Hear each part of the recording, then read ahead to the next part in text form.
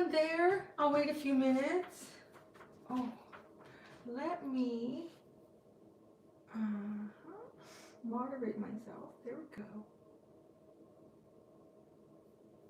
Oh, hello, Cindy. Anybody there? Anybody? We got 4 people. Hello, 4 people. How are you? I'm going to do an unboxing. Should I wait a couple minutes? Are y'all shy? You going to say anything? Hello. Hello. Hello, Carolyn. Hi, Ash. Hi, Sandra. Hi, Paul. Luz. I wish if that was Paula. Jennifer. Spirit 111. Sunshine. Holly. Cindy F. Hi, Cindy. Louis. Cindy. Ooh, the Cindys are in the house. Chelsea. Valerie. Lori. Celine. Adriana. Monica. I should put my glasses on. Grammy. Everlong. Hi, my love. Castle. Linda. Nice to see you, Linda. I see you often in chats. Geraldine. Yolanda. I could just go all night and just say your name. Hi, Spirit. Yeah, it's exciting. You ready to see what I got? So I'm really excited about these. And because I was excited, I thought, well, I should share the excitement, right? So I'll show you. I'm going to show you the first deck. Yeah, there's Cindy's in the house. A bunch of Cindy's in the house. I read once the description of the name Cindy, like the archetype of it.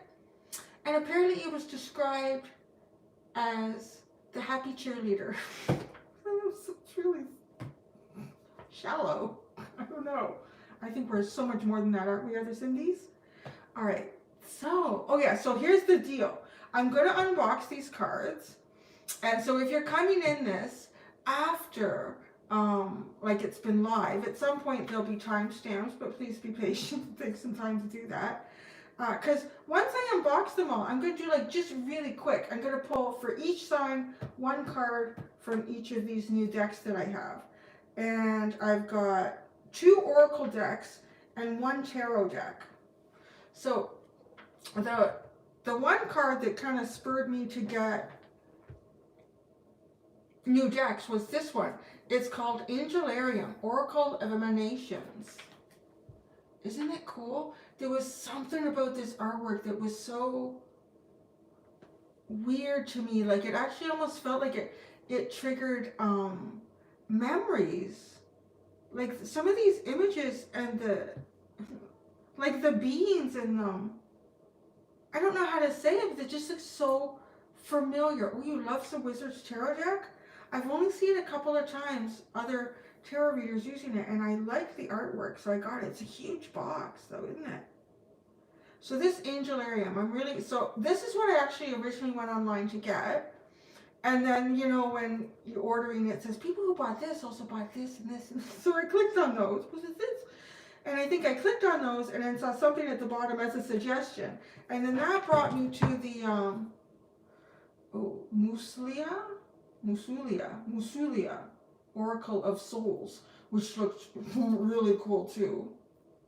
I think I have an addiction to buying these. The artwork in it is so interesting. And then of course we have the tarot, the Wizard's Tarot.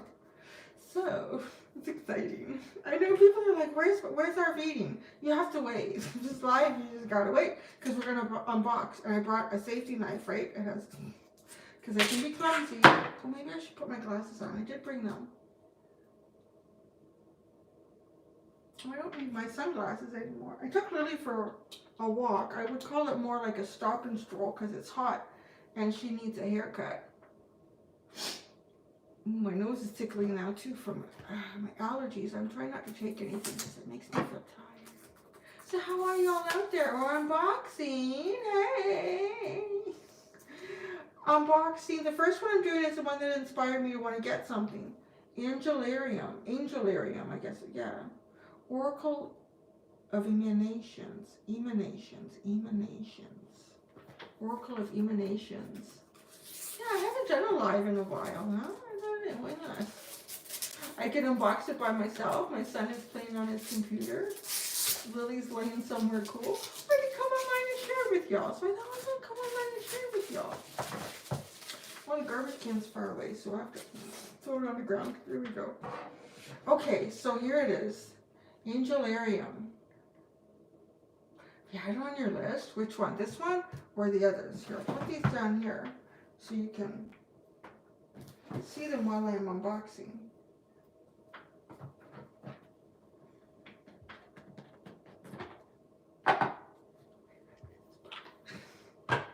Oh yeah, we got the book.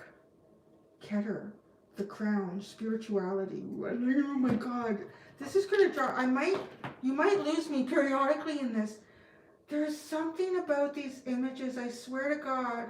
I know these creatures, it's the oddest thing. And this Eli Minea and Peter Morbacher created this. And I don't know if these were like visions that they had. I know that the imagery on this, I swear it's like, I think these creatures are real somewhere in some other dimension, some other galaxy, because they seem so familiar to me. It's weird. I had to get this deck. They're dark angels. I don't know, maybe. Chokma, right eye wisdom. God. Sorry, just give me a second. Left eye knowledge. This one. This is the one that really did me in. I know I've seen this individual somewhere. Doesn't that, I don't know, doesn't that just spur something? It kind of feels like it wakens something up in me. I am not close to Windsor. I'm about 40 minutes outside of Toronto, and it's hot. It's hot here. It's about 28, which is actually, my mom is 4 hours northeast of where I am. And it was 31 where she was. It's really odd. It gets hotter up there. And the weather's getting odder and odder. Odders. So, yeah, this is so cool, isn't it? Dot. Null. Emptiness. Well, I don't know why this guy is familiar to me, but maybe. They changed title. Did they? I just... What's the book say?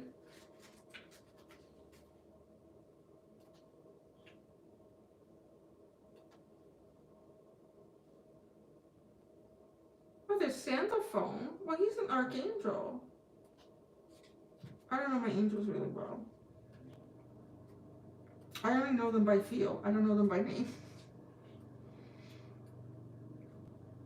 Oh, there's Angel of Divination, Angel of Vengeance, Angel of Song. So there's a bunch of, who are these guys? The ones that I'm looking at. An emanation. What is an emanation? Emanations of the Tree of Life. Oh, so there's 11 emanations, and then there's angels. These 11 emanations reveal the dynamic nature of Angelarium. Through its features, we are given insight into a concrete structure, a landscape to explore. These aspects represent the component pieces of an indivisible whole.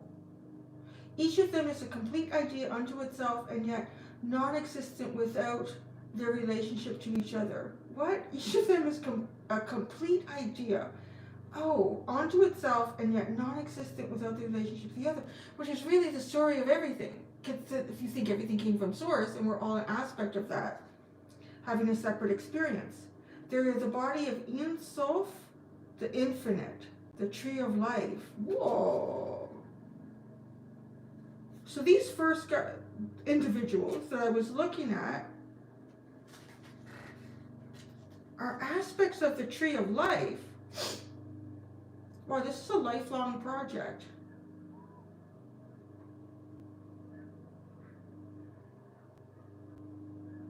Oh, this is going to be fascinating.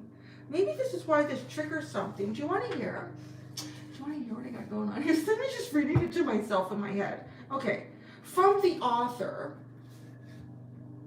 Angelarium is a lifelong project of mine. Each angelic creature embodies and gives personality to concepts that are normally abstract. It's my own internal exploration, externalized in the form of paintings. It's a blend of my aesthetic and the rich history of Kabbalah to create a lens through which to see the world. Kabbalah is an esoteric interpretation of the Jewish Torah and the Zohar. This lore has been around for centuries and forms a well-rounded mythology of creation. The Tree of Life is a core tenet of this system. It depicts the natural balance of the human experience, creating a diagram outlining the many continuums we all exist within, masculine and feminine, earthly and spiritual. Observing the interplay of the many aspects within the Tree of Life can give us great insight. We use it as a system to help us understand the balance the experiences of our lives. The Tree of Life has two parts, 11 emanations and 22 paths. The emanations act as gates on the path through the Tree of Life. Oh, okay, yeah, now I get it. I didn't know they were called emanations. And they are manifestations of divisible and universal concepts essential to understanding our existence. Passing from one gate to the next gives us a variety of continuums to see the balance between each point. You all still with me? Have I lost a lot of people?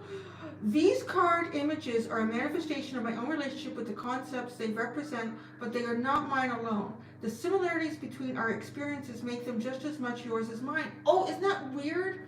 How I was saying, like, it felt like I know these. It's just the oddest thing. I'll keep going. Sabrina's in it anyways. Everlong's there, right, too? Okay. You are just as much as yours as mine. Using symbolism as guideposts, this deck offers a path through the world of the subconscious. As you use the cards in the booklet, listen to how they speak to you. That voice you hear may be your own, but it is one within a chorus. Angelarium is a world that exists in all of us.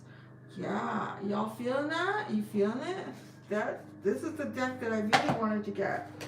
So, yeah, I'm not going to go into all of these. This could go on for hours, and it's a school night, so can't do that. So, oh my God.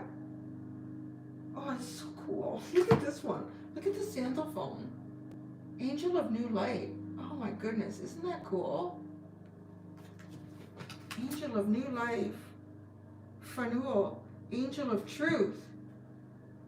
Oh, this stuff, I feel like this one reminds me of the Cloud People.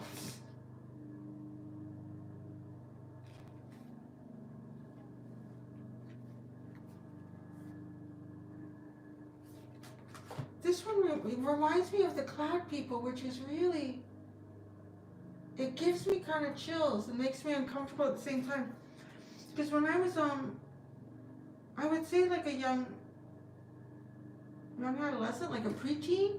So the deck that we're looking at right now is this one. I have two more to do. And I got it because there was something so oddly familiar about the images that I was able to see online. It stirred something in me in a weird way, and now I'm looking at this one, which I hadn't seen online. Fanul, Angel of Truth. This one reminds me very much of, I used to have these, I don't know if they were like my consciousness was getting transported somewhere else, or it was like an outer body experience when I was young, and all I could describe them was the Cloud People, because they were up in the clouds. They were clouds, but they were so much bigger than me. And it was almost like I was just meant to sit with them. I was just meant to sit and be quiet with them. And they would keep me for some time, and then I would come back, and I would wake up and I couldn't shake their presence off of me. The feeling, it was just the oddest thing. And I remember as a kid, I would lay in bed and just try to feel reality. It was just so odd. I would try to feel reality, and eventually it always ended the same way, where I would get out of bed and walk around and then go into the bathroom and just sit on the toilet and try to feel like the cold porcelain, try to feel like a three-dimensional again. It was odd, and I used to always call it the Cloud People, and this one reminds me a bit. The energy of it is almost not even the picture, but anyways, it's just my odd things that I've experienced. So okay, I'm going to shuffle this up a bit. So it's ready to go. When we do the one card from each deck. for each sign. I'll start with Aries. I know Libra's the next one in line for like my zodiacs that I do. You're right there with me, that crazy shit. So it's just, I don't experience it anymore. I think I stopped experiencing it like sometime just before puberty, which is also actually around the time where I started getting migraine headaches, like almost weekly. Then I had to go for all these brain scans and stuff, and everything was okay. But my parents were freaked out because they thought there was something wrong with me. All of a sudden, just getting these headaches. Yeah, I'm pretty good. Look at, I'm getting sun. I'm getting some sun here in Canada. I haven't even put lotion on, and I ain't out really at all. What was that? How many debt? It looks thin. Oh, how many cards? Oh, I don't know. 1, 2, 3, 4. It has to do with the tree of life. Oh God, this deck is just blowing my mind. This guy has really downloaded something real here. Oh, I don't know. I can't even, if I look at that, I'm going to get lost. I could just meditate on that shit. And I'm sure all sorts of things would come in that perhaps I've forgotten. Which I think is the point of that deck for y'all. Aw, thanks. See, I was starting to look my age, so I'm starting to look my age. Well, I don't want to act my age, although some days I feel kind of grumpy. Grumpy.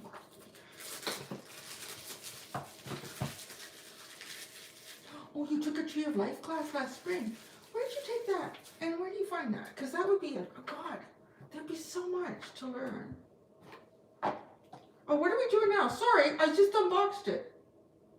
Musulia, Oracle of Souls.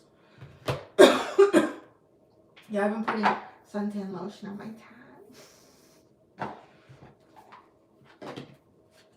I've had some interesting reactions from kindergarten. Most of them love it. There's the odd one that says it's scary. It's not scary. You're looking at a skull right now, kid. You got a skull. I got skulls. Can I say that am I scary? No. 22 Teachings has an online course that I found helpful. Oh, let me get to that. 22 Teachings. 22 Teachings. You remember that, Cindy? I'm not going to remember that.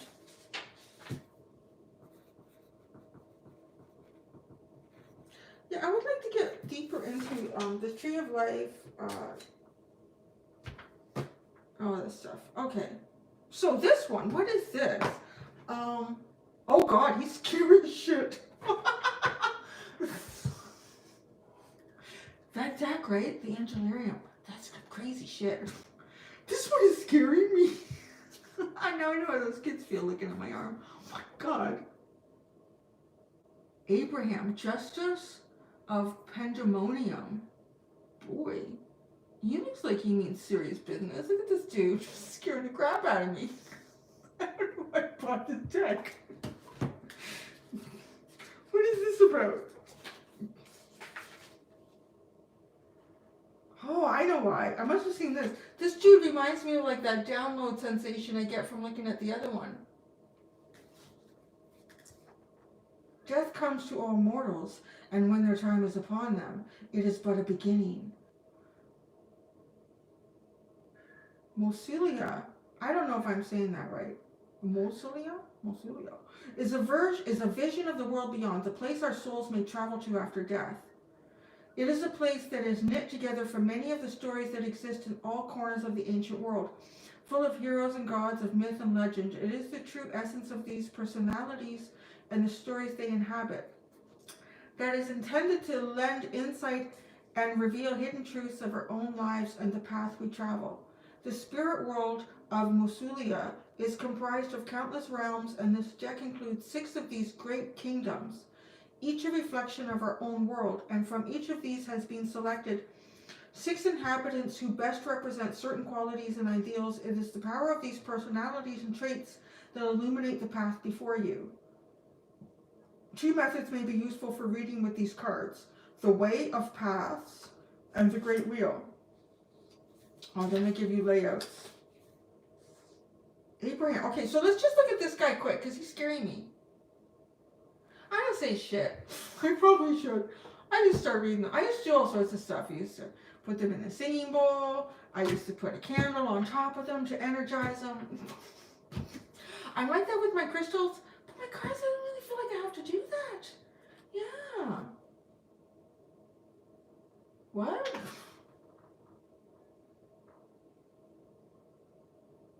Oh, now, yeah, you're right. It is like mausoleum. As in the place. You're very smart, Amy. Yes. Thank you, Amy.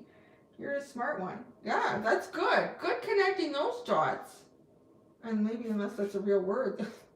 Mausoleum. Ah, yes. Okay. Let's look at Abraham. Known for his wisdom and his dedication to justice and truth in both life and death, the once mortal Abraham is the judge of pandemonium. He can see though any falsity or subterfuge, and determine the worthiness or unworthiness of those who come before his court. Although he arrived in the afterlife ragged, broken, and stripped of himself, that which was most real in himself persevered. His moral integrity, his dedication to justice and duty, his personal honor. Abraham shows us the truth of our temporal selves, what in us is worth keeping, balanced against what is unworthy of our future selves, best abandoned in the wastes. He's kind of like the deathly father of Libra and justice energy. It's intense, isn't it? That is an oof. But goodness. You know, it's kind of funny. It reminds me of, now I'm thinking about a part of the message that came in with Virgo today. It doesn't matter what, the only integrity that matters at the end of everything, hi Tina, is your soul's integrity. And that's kind of like what that's talking about, right? All right. So there's mausolea. Mausolea. I have to think like a mausoleum. Amy is so smart.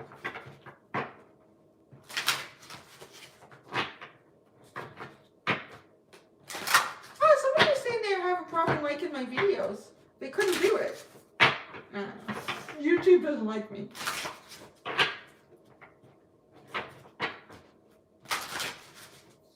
Oh, okay. So I want to give. Look, he keeps popping out.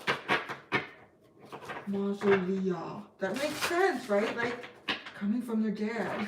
It's like I'm gonna have bad dreams. It's scary. Bring these cards in and show them. That'll scare the shit. I don't think this is so scary anymore. No, that's not a good idea. Okay. Oh, I don't know how many jacks I don't snort. I do snort sometimes. I got a lot.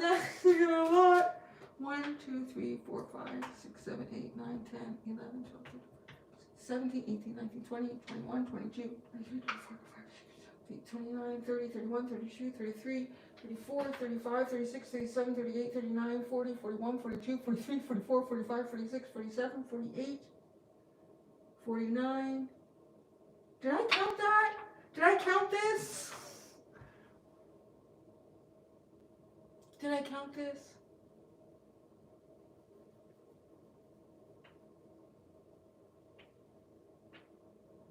Did I count this?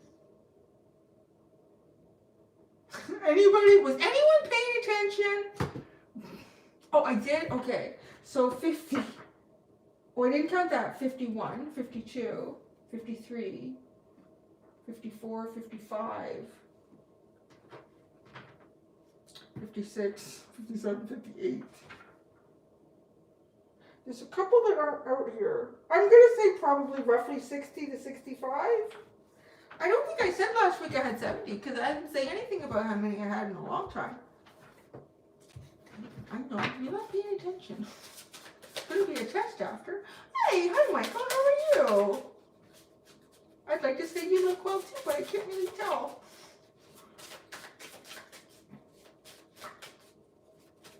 Oh, I know, isn't that crazy? Did you see it fall before I noticed it was on the ground? When I played back the video, I thought, oh, it looks kind of obvious that that flung off.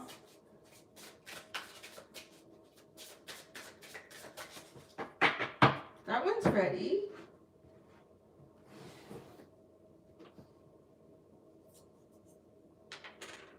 Never have enough. Sometimes it becomes the 7 of Cups for me, though. I just look at it and I don't know what to pick.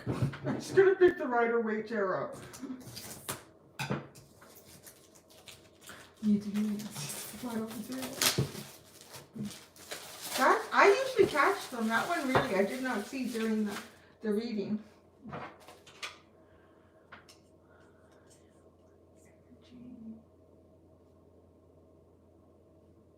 Energy has been popping. I don't know. My own stresses. My son is growing up faster than I'm ready. It's killing me. It's stressing me out. I can't even pay attention to regular energy. Oh, that's neat. Looks like there's a card at the bottom. Oh, I didn't say what this was. I did that the last time. I just got right into it. This is the Wizard's Tarot. Barbara Moore. Barbara Moore. Why do I feel like I have something from Barbara Moore? That's so odd. I don't know. Keep it PG and kind. Is that me? Is that in the comments? Is that me? Keep it PG and kind. I will. My son is home, so, you know. Oh, yeah. My mom's not on the river anymore, so hopefully black ice won't be as bad. Hi, Richie. Okay, so unboxing the Wizard's Tarot. I found this artwork was beautiful and intriguing. Which pretty much what draws me into all of them. Oh, I love this. Yeah, I looked at that, I was like, this is me. This is me casting spells on these handsome men. It's like, I knew. No, that's not right.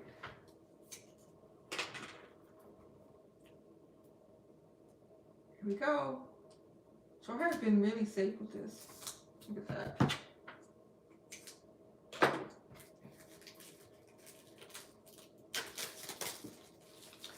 Oh, I love the back of that. Look at that. That's beautiful, isn't it? That big red dragon. Wrapped around what looks like the hilt of a short ruby sword. Oh, what would you say? You think that's a ruby sword? That's gorgeous. How's the feel? That's a very good question. Actually, I like it. I really like it. It's got a nice kind of shine to it, and it's not too thick. I know some people don't like it when the cards are thin, but I'm going to tell you, I think they shuffle better. Shuffle better when they're thinner. Like in terms of using cards, yeah, I mean, I don't have a problem with, you know, stuff wearing on the edges. If they shuffle great, yeah. I know y'all are asking questions. I'm missing a lot of it, sorry. Do I ever pick up an older deck and I'm not connecting with it anymore? No, actually. I don't think I've ever had that problem. I think the problem I run into is it's just not wanting to shuffle very well anymore. Yeah. I mean, there's times where I pick up a deck and it's not talking to me, and I know that's not what meant for this, you know, this reading. The Fool, the Magician, the Fool, the Magician, the High Priestess. Yeah, the artwork is always amazing.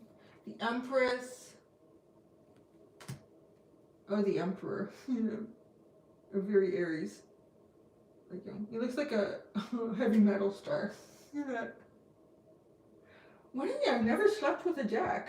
What are you guys talking about? Do you guys sleep with your tarot cards? What are you doing, Everlong? What's going on? You guys are sleeping with your cards? The Hierophant? wow. He's, look at that. He's like teaching little wizards. That's so cute.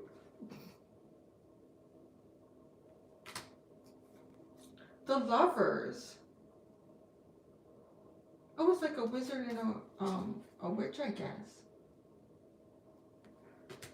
The Chariot. The Strength. I can show you everything. The Hermit. Oh, I love it. Look at this Wheel of Fortune card. Isn't that great? And it's so different from all of the other ones. Justice, the Hangman. Oh, look at the Death card. What is going on here? This is the coolest Death card ever. I'm going to tell you what I think is going on in here. I think that there's an angel who's been seduced by a human woman, and he is giving up his angelic life to be immortal and give it all away. Check that out. Look at that. His wings are burning up in that Death card. That's like death by love. I hope he's making a good choice. The way she's looking at him. The way she's got her hand wrapped around his neck. Temperance. Oh, and then the Devil. Oh, this is funny. It looks like they're tickling him. What the hell? Look, it looks like they're tickling the Devil. Doesn't it look like they're tickling him? It's so funny. Oh, the Tower. That's a typical Tower. The Star. Oh, the Moon has a giant spider.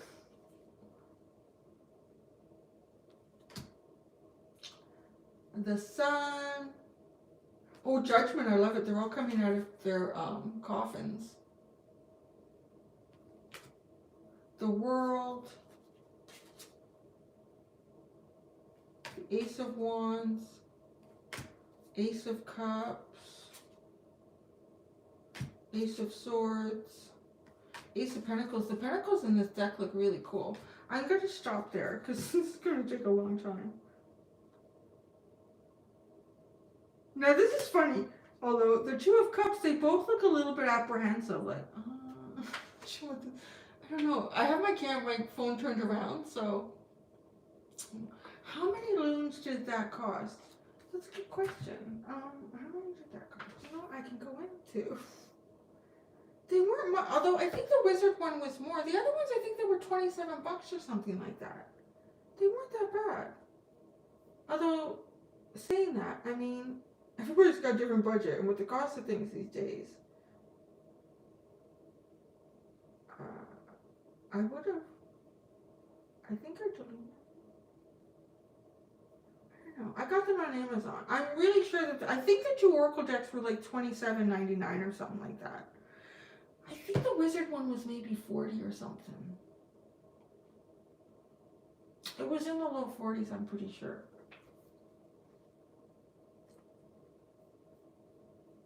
All right, so let me shuffle that one. Get a drink.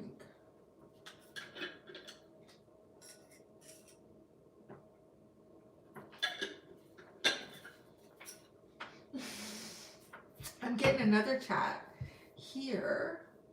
The last day in May. I just got water on my glasses. I don't know if I need it. Or someone $24? $24? Maybe US, because I'm paying Looney Toonies, Canadian money. You don't want me to tell you what it's going to be, because this one is kind of scary and like dark and mysterious, or so some people say, it makes you so badass. The other one is very beautiful and mystical. This represents all my guides, and then this side is going to represent me. That's all I'm going to say. The only chat, no, I have another one somewhere else that you can't see. Only people very close to me get to know what that one is. I got that one a long time ago. It doesn't look so good anymore because it's on a fleshy spot. 28 is belly button day. What in God's name does that mean?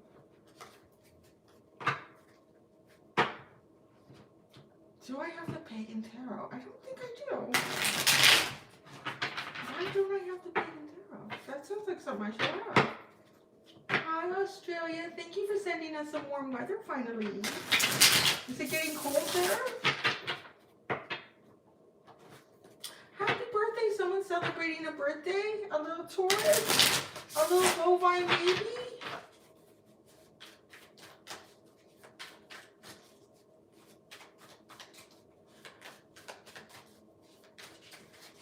Let me give this a good shuffle because there's quite a few more cards here. So, oh yeah, we're going to get ready and we're going to read some cards soon.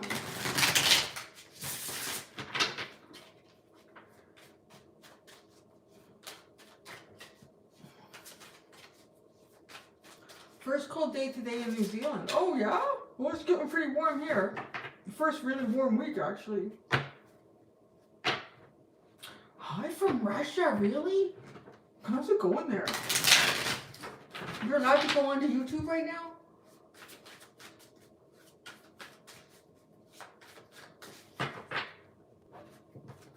Oh, belly button day because I'm older than my date. That's funny. That means you're pretty young, actually, because this 31 days is a possibility. Right? Is that what that means? Like...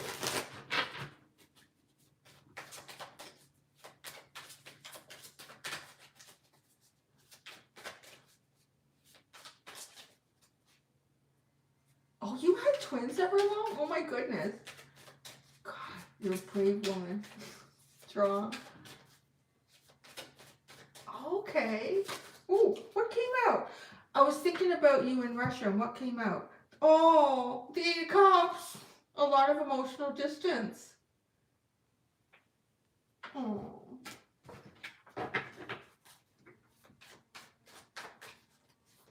Yeah, what was it in, oh my gosh. Jupiter Sun. I like watching her, and actually, I used to converse with her, a couple years ago. We went back and forth a bit through email and stuff, and she even did a reading for me a long time ago. And I love Jupiter Sun, and then she had to remove all of her content off of her channel, and I haven't heard anything. I haven't looked at the last couple weeks. I just hope she's okay. She's in Russia.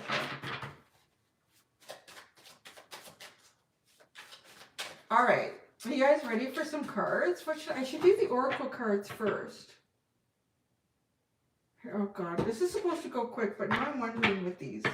I'm not going to go too in depth. This is school night, guys. Can't go too in depth. It can't go too long. You guys ready? All right, so we're going to start with Aries. I'm going to do this so that I know when I'm time stamping, it makes it easy. Aries. Okay, so we're going to get something from the Angel Arium for Aries. A message from the Angel Arium first for Aries.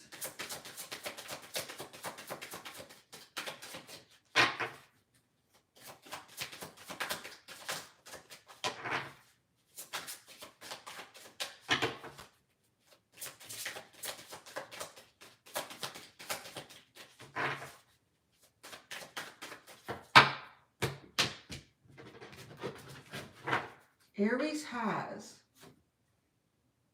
Zachariel, Angel. Whoa, that's crazy. Oh, thank you, Lucy. Or no, Lucy, sorry. Angel of Memory. That is blowing my mind right now because I'm an Aries.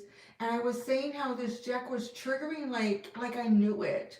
It was weird. Oh, dang. This is crazy. I want to say, Aries, that this is a good time for you guys to connect with images, to connect with geometric shapes, anything to do with esoteric information, and like memories, like soul memories. This is a time to trigger soul memories for y'all, Aries. Angel of Punishment. Dang, I really don't want to remember that shit. Crucio, right leg endurance. Angel of Death. These are all going to be in the upright mostly because so we'll just do one. The underline is Angel of Punishment. Angel of... I worst shit-ass readings for myself and Aries lately. I don't. So let's go to the dead people now. The Mausolea, the Oracle of Souls. Okay, so we're adding to the Aries reading the Mausolea, the Oracle of Souls. A message for Aries to go with the Angel of Memory and the Angel of Punishment. I was getting a time out with the, when I was a kid with the cloud people. You need a time out up here. You just sit in the cloud and be quiet. It's possible because I used to talk too much. Vance, caretaker of the lost. Respite, assistance, and memory. Memory again! Whoa! Oh, thank you. Crochet. I don't know. Is that your name? I swear to goodness, I've never. I thought you had a different name. Did you change your YouTube name? Because I know your picture.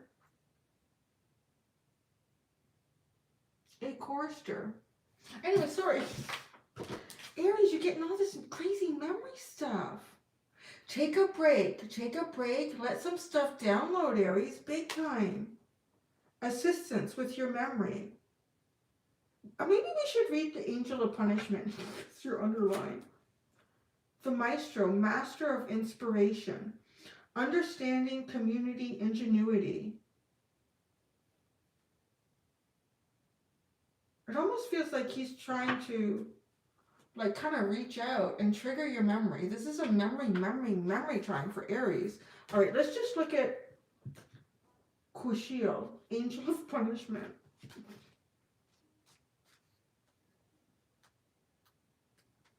How am I sitting? I'm not very comfortable. My back is getting, there we go. Oh, that's good. Oh my God. Oh, my back.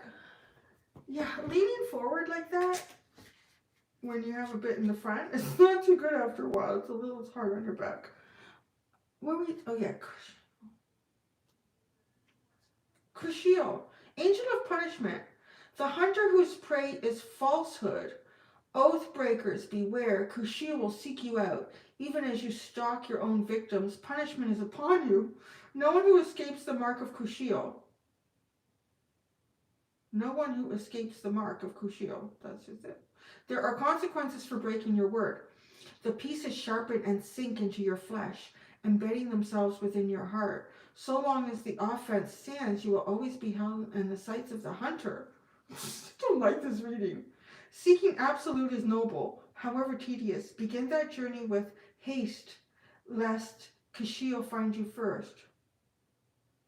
Well, maybe we won't use the deck anymore. It kind of scares me, guys.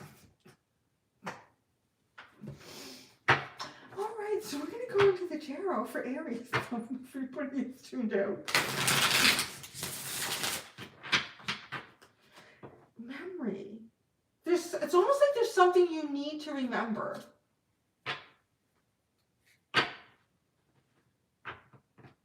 There's something you need to remember. You're going to get assistance remembering this. Caretaker of the lost. All right, let's pull out 3 cards here. And then you have the Maestro. Master of Inspiration. Understanding, community, and ingenuity. I really got to get going here because it's going to be late quick. The Emperor. You always come into your own reading, Aries. You're so good at that. The Emperor. The Knight of Cups. And the Hermit. Ah, look at this. This is like something you have to remember. There's an emotional memory here. An emotional memory. Aries, there's an emotional memory that you need to find here. You have to find it on your own. That's what it is. There's an emotional memory. The 7 of Pentacles. That's where you're going to find your answer. And then you'll feel stronger. Make you feel better. There. Oh, why am I holding up 3? The other one's in reverse. It's Temperance. You've waited long enough. Temperance was in reverse. You've waited long enough. The answer you seek is an emotional memory within you. That's such an interesting message. I'm not sure about this scary jacket yet. I don't know. It scared me. They scare me. Okay, that was Aries. That was Aries. A scary ass reading. Alright, so we're going to go to Taurus. Taurus. First, let me shuffle this up a little bit. Y'all okay in there? Were there any Aries in the house going, oh my god, what the hell is this? That is like a Jack Sparrow warning.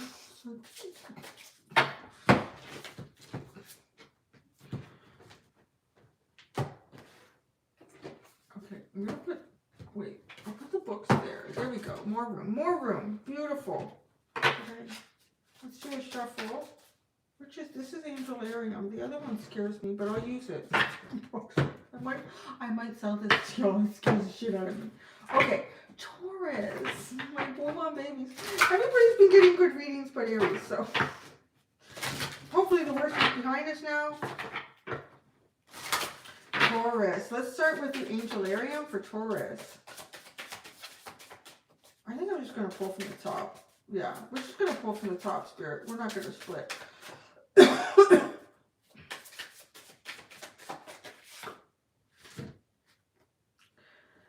Chesed, right hand, empathy. Well, gosh, when I think of, well, there's a few different things that come in when I think of the right hand.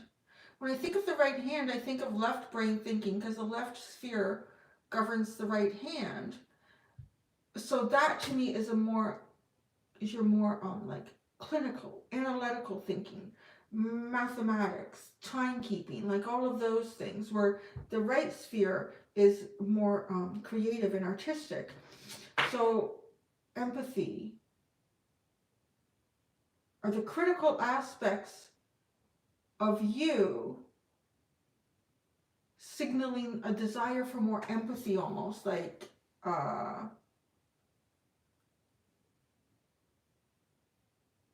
because okay, so here's the other thing I'm getting. The right hand is always seen as the pure hand, you know, like back in the day when you didn't have toilet paper and stuff, you're supposed to use your left hand. So you never shook hands with anybody but with the right hand, because it was always thought, right? And the right hand is dominant if that's what you are. But I think more people are right-handed than left-handed. But let's just go to the book. Let's go to the book. Because I just unboxed this, so, you know, I can't know everything. I do try, but...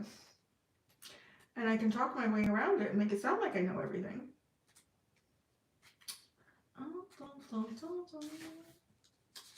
Chesed, right hand empathy. The fourth emanation. Oh, so this is an emanation. So this is a connection to the tree of life. The hand that embraces, right? Like shaking. The healing tears brought on by the forgiveness of sins. Each kindness repaid in kind. Chesed's force pulls humanity together, allowing peace to exist between us. This is the power to look inside the hearts of those around us and see that we are truly alike. Our need for love and kindness is an essential part of our existence and transcends all other differences we might have. The blue orbs... What blue orbs? I don't see any blue orbs. Do you see any blue orbs? I see glowing yellow triangles. The blue orb's embrace extends across all existence. Oh, that's something else. Okay, never mind. Chesed is at the very center of the pillar of mercy, defining its core characteristics and forming an extreme opposite to its female counterpart, Guvera. The two arms of the tree extend in opposite directions. Chesed pulls tight so that Guvera cannot push away. This wrestling match cannot be won by either side, yet the struggle itself is meaningful because it is a struggle that defines our mortality. So this is kindness, charity, and love. There you go, Taurus. Kindness, charity, and love. So this is a time for kindness, charity, and love. That makes a lot of sense, too. I mean, you think about right hand, embrace, shaking hands, empathy, kindness, charity, and love. Oh, thank you, Rihanna. So there, okay, now we'll go to the scary deck. Ooh, look at you. You have Angel of Divination at the bottom. Estabus. So you're being told kindness, charity, and love. And perhaps, like, I don't know if there's other people watching that are divinators. Other people watching that are tarot readers. Find the path to kindness and love right now, and empathy. This might even be a channel for you. This path of kindness, love, empathy, sympathy might even be a channel for you to access. I talked about like memories too, with Aries and geometric shapes. And look at this, you do have the tree of life sitting back there. Estabus. Okay, time for your scary card, Taurus. Time for your scary card. Oh, yours came right out. The ageless, the light in the darkness, healing, graciousness, acceptance. Wow, it's beautiful.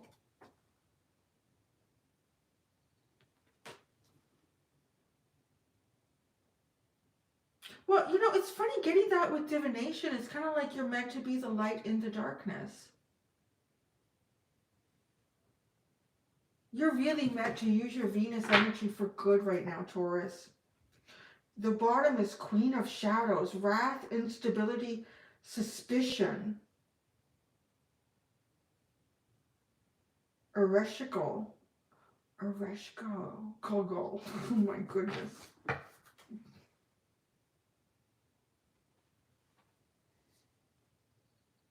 There could be things going on around in your world, in your outer world, things that might even trigger you, make you upset, make you feel unstable, disconnected. Try to find sympathy. Try to have sympathy, even for those that you may be upset at. This is all part of healing and acceptance. Be the light in the darkness, not the darkness right now, because Queen of Shadows is the underline. And then you actually got light of darkness, though.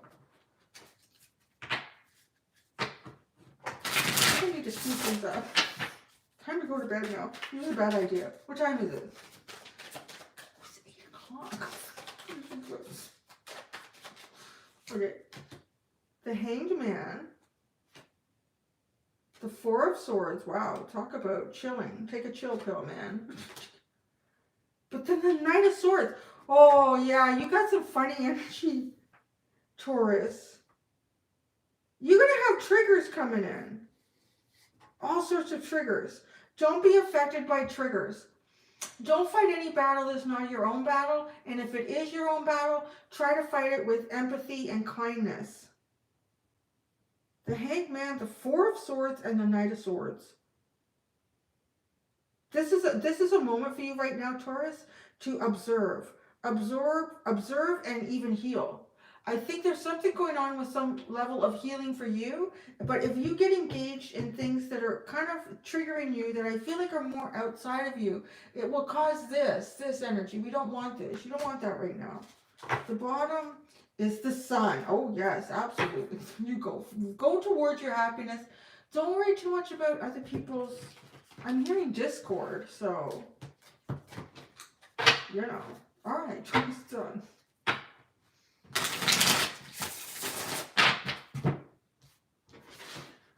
Your scary one wasn't too scary.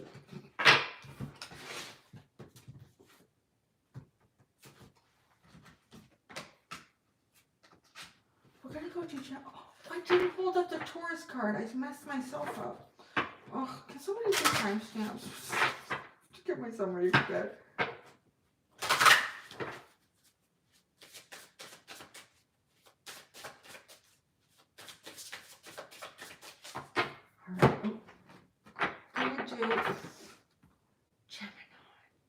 Gemini, this is for me in like a couple hours, sitting in bed time stamping this. Hello, Mexico. Am I the baby? I don't know. My knees are getting kind of old.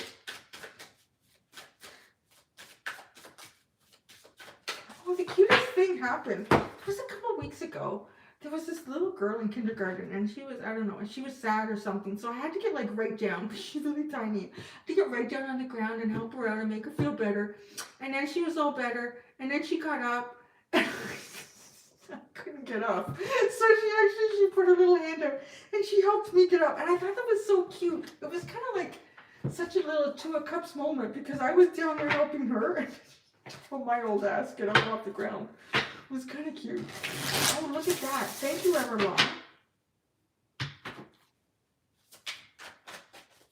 Did I? How did I not remember that? I told this story? I have no recollection of ever telling this story before. No, I did not tell that story, did I? I think I'm losing it. What's going on? Maybe I need more vitamins. Okay. Angel Aaron. We're going to Gemini. Gemini. Again, I'm going to try it again. Gemini. I think I just have too many things going on. My brain can't keep up. Okay. Wow. That came up fast for Gemini. Like, you have null, emptiness, and angel of mercy. Woo. Dad and Zachiel. Gemini, check this out. Now this is curious to me because this null energy spurs a memory. Like I know this dude. I've met this guy somewhere. But there's a void. It's like there's many voids occurring right now. But yet you have the angel of mercy surrounding you. Let's read this null, emptiness, because he's going to show up based on the symbol of the card as an emanation, which means he's a point between a destination and the tree of life.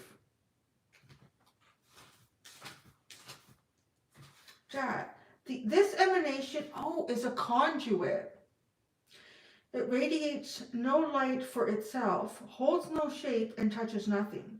It is perfect and invisible, a space through which nothing and everything passes. In its arms, all 10 of the emanations dance, each of them shining a great light through its void. This emanation has no number, no color, no connection to other emanations. In that, it is unique. Its solitary nature sets it apart from the other emanations in such a significant way that is sometimes considered to not exist at all. To give a name to the emptiness at the center of the tree of vital is so... What? To give a name to the emptiness at the center of the tree is vital, and so too is the need to understand the significance of that emptiness. Meditation, silence, and sleep.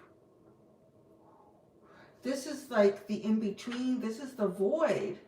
This is interesting. But then the angel of mercy shows in there. So if there's nothing there, there is at least mercy that surrounds you. And perhaps this is a time for you to only feel that, Gemini. Mercy. Just mercy. Zachiel. Oh, I went into the other languages. Zachiel, angel of mercy. The one who metes out forgiveness and the one who judges transgression. Zachiel is a swift gavel as well as the crushing hammer.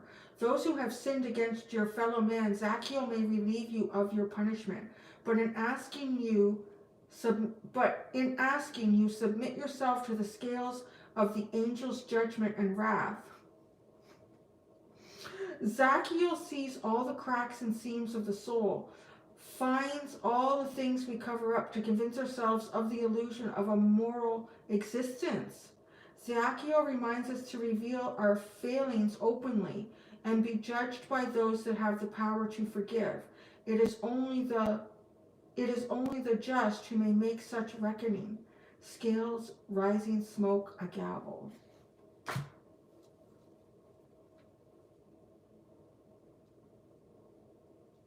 I don't know. This Gemini reading is almost as scary as this reading. Oh God. Okay, so there's not even the scary cards yet, Gemini. I don't know. It just feels like you're only supposed to sit in mercy Forgive those around you. Allow yourself to be forgiven. You are sitting in a void between the past and the present.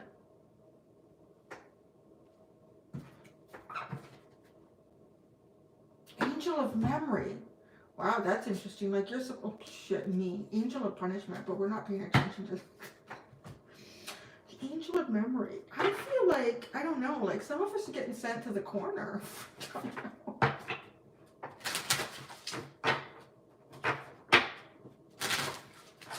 Maybe I do need to say the card. Okay, so now this is the mausolea. The mausolea. It's taking a long time.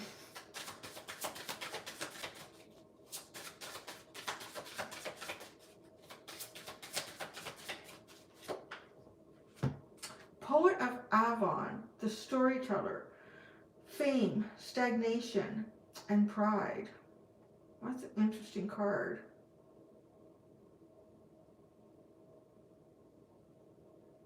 The storyteller. This almost feels like someone who's lived their moment and then they faded into the background.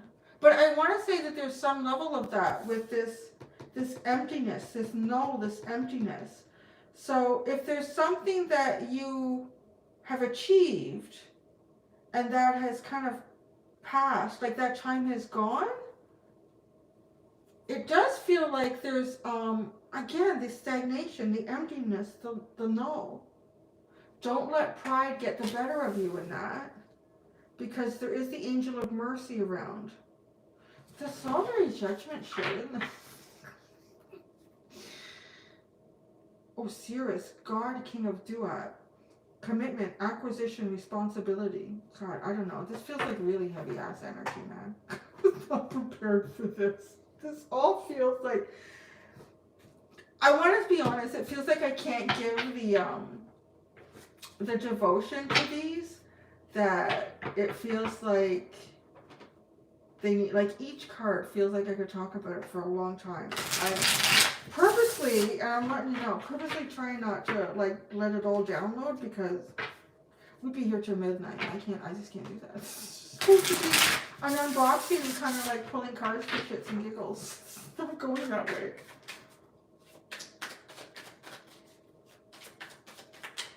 Oh, the Hierophant. Oh dear. The Five of Wands.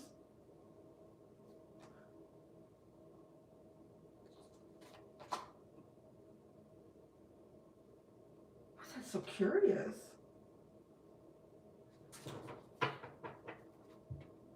The World. The High Priestess is at the bottom. The World and the High Priestess is at the bottom.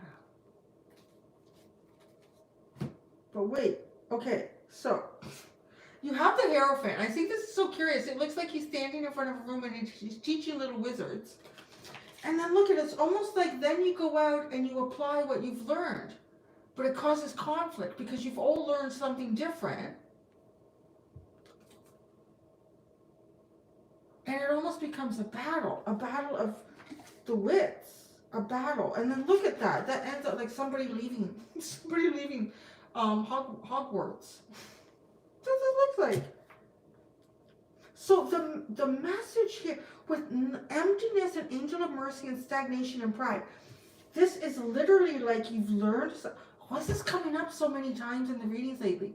Like you've taken something as far as you can go, and you've learned something, you've applied it. But now it's almost like others compete for this glory, and then you gotta leave Hogwarts. You gotta leave where you learned this. I don't know if that makes sense to you, but it's literally what that this reading is gonna do bad things for my channel, because it's so odd, and there is so much energy. I did not expect this to be so intense. These cards. So Gemini.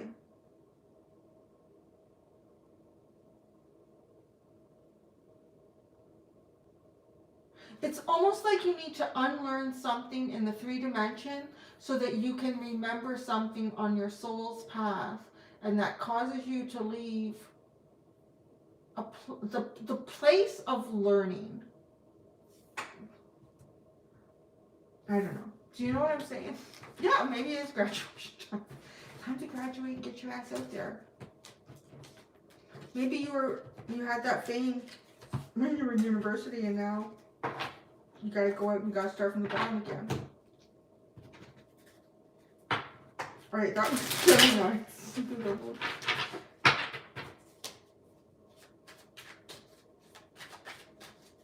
Yeah, I feel like I could do a reading on each sign just with one card. So it's a lot.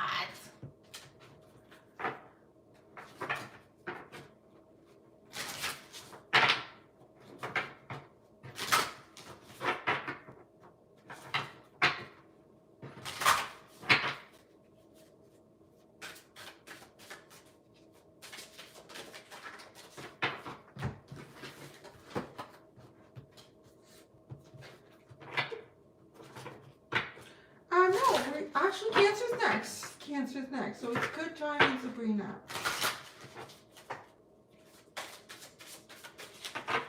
So we will do that for me. It's time stampy time. Anyway, Cancer time. The Cancerians, the portals of love. Alright, Cancer.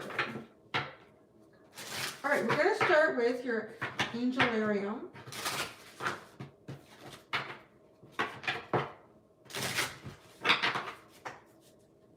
Alright, Cancer Angelarium card for Cancer. Portals of love. Portals of love. You have... Oh my god, that's funny. Gavura, left hand, Judgment. Who had the right hand? Taurus had the right hand, right? And Cancer's getting the left hand. Okay. Do you embrace something? I don't know. Again, the left hand is associated with the dirty hand. But it's also associated with the right hemisphere of the brain, which is creative thinking. Angel of Mysteries. Yeah, I would say Raziel, Angel of Mysteries. Judgment. Is your judgment a mystery? Alright. Gavura. Oh, see, this guy is also, what do you call it? An emanation. Gavura, left hand, Judgment. The fifth emanation, the hand that separates. The rule of law that brings order to the world. Gavura assesses what is just, helping us overcome our adversaries both without and within. Hers is the power to cleave apart a unified whole and leave its component pieces. It is a trait that commands as much fear as respect, because when it comes an inherent violence. What? Joe, it's so late. Because with it comes an inherent violence. These cards, guys, I don't know. She does this without enmity. It is an act that must be committed to create balance. Gavura's position at the center of its pillar defines that pillar's trait of severity. Her push against Chesed on the opposite side of the tree, Chesed, yes, which is the right hand, is met with equal and opposite resistance. Without both of them in equal measure, we have no means of maintaining healthy relationships. We must have judgment to discern what is healthy for us so that we can bring it into our lives and embrace it. Law, bravery, and punishment. Oh, Jesus Christ. I feel like there's a lot of karmic shit going on with these cards, guys.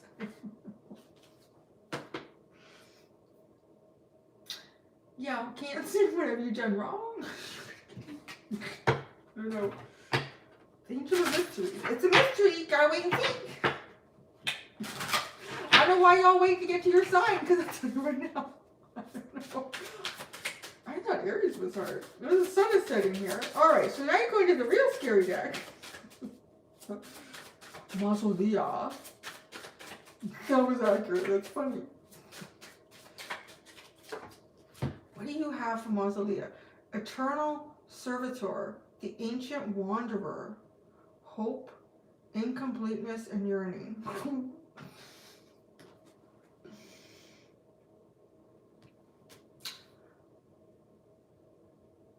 There's some sort of judgment. There's some sort of judgment here. It feels like with Raziel, like you are going down, because it's mysteries, you're going down a course that you've not gone down before. And because of it, there's going to be a sense of, I want to say like the word I would describe is loneliness, only because it's unfamiliar, like nothing feels familiar on this path. So, but hope is what drives you forward. There's a yearning for something. That's your soul saying, keep stepping forward, keep stepping forward, keep stepping forward. You're incomplete at this point. You need to keep moving forward. Charon, the ferryman. Wow, necessity-focused transition. Yeah, you're going through a transition. You're hitting some sort of a transition here. Cancer, that's based on like a judgment, some sort of call that is being made here. It is a rising up again. It is breaking something down, right? It's said like something is breaking down. And you're getting on the path. I feel like the yearning is a sense of your soul saying, keep walking, keep walking, keep walking. Don't look back. Don't get stuck in this void. Keep walking. The ferryman waits you.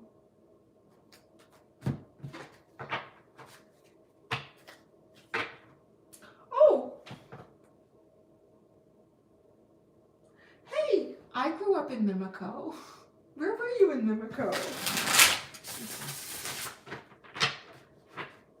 Canadian road tripper. Okay, no, we should get started. She's doing Cancer. Sorry, Cancer. It's not very often I see someone grew up in Mimico. Oh, this card.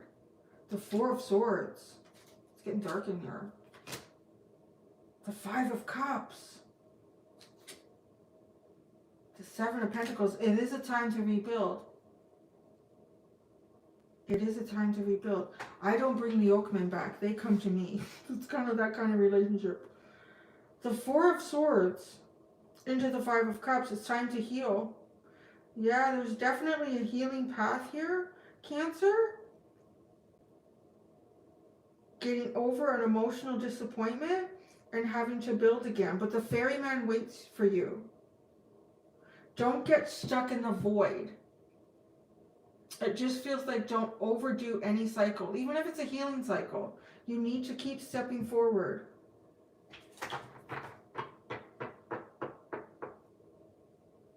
Oh, have we? We've discussed it. I know I've discussed it with someone before about Mimico. The King of Cups is at the bottom. These, I don't know, it almost feels like it could be turbulent, emotional times, but you can ride this wave. You can ride this wave, Cancer. Dark in here. I really gotta speed this up.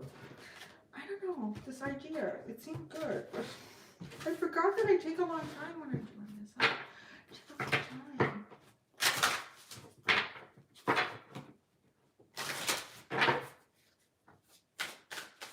Oh, you were Lakeshore and Hillside. Oh, okay, yeah. I'm trying to visualize it. I know the name. Is that north or south of the grocery store? I don't know if the grocery store is a No Frills or it's a Food Basics. I don't know what that is. North or south of the ice rink. I think Hillside is south. I think it's south, isn't it? Is it south of the...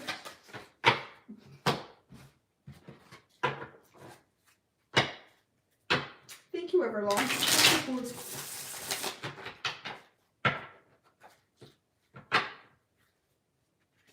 Oh, are they similar cards or what? I don't remember.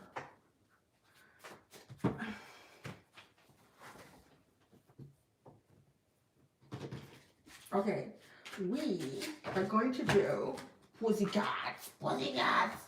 Let me hear it from you, Pussycats. You're on the lakeside of Lakeshore. Oh, that's nice. That's a nice area. You're in a nice area. Although, it was Well, it would be a nice area now. There wasn't parts of that. It depends how far, if you were east or west of Roy or Crow, it's nice. If you were west of Roy or Road, it was nice when I was growing up. So south of No Frills. Okay, yeah. No Frills.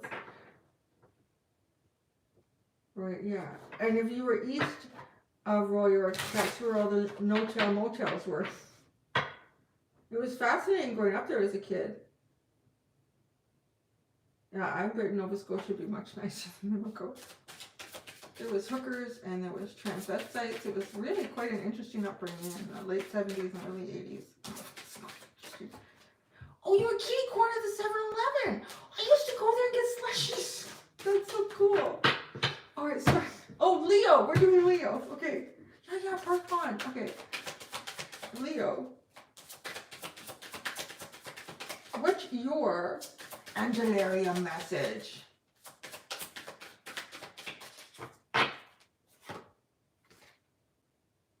Estabus. Oh, you got the Angel of Divination, Leo.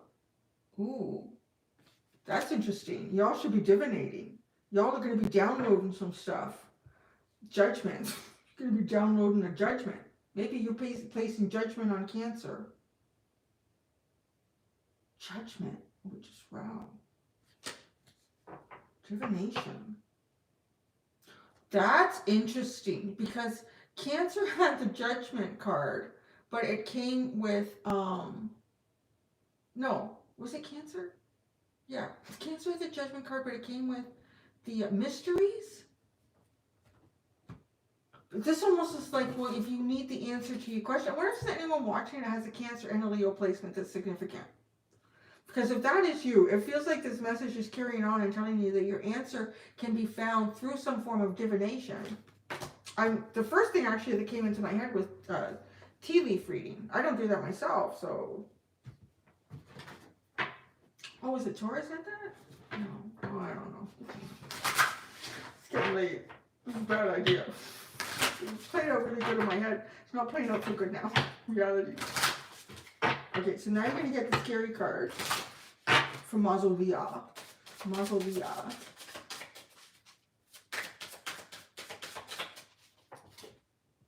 The Exile. Forsaken Soldier. Strategy, failure, trauma. Whoa, Jesus, Murphy.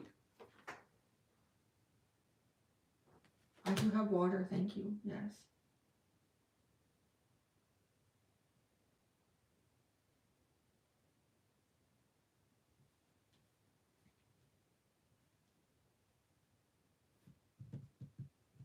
Your answer, Leo, is in the ethereal. There's something here that has been very difficult. I would say that with the Exile, the Forsaken Soldier. Something that has been very difficult. You need an answer. Possibly a strategy. You felt like you have failed this. Or you're not coming out winning. Divination is your answer. Oh, you got the scary guy. He is not so scary now that I've dealt with everyone else. Justice. Goodness gracious, you got justice, truth, and duty with judgment. Oh, what are you doing, Leo? Wow. You're the judge and the jury. The prosecutor and the witness.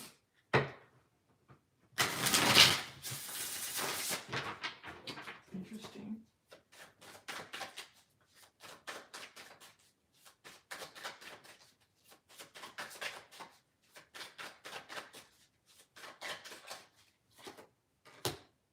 The Nine of Wands. Look at that. Forsaken Soldier. Absolutely. The Nine of Wands. The Hermit. That's like going back to the drawing board here. And the Six of Cups. What would little you tell you? That's an interesting question. The Nine of Wands.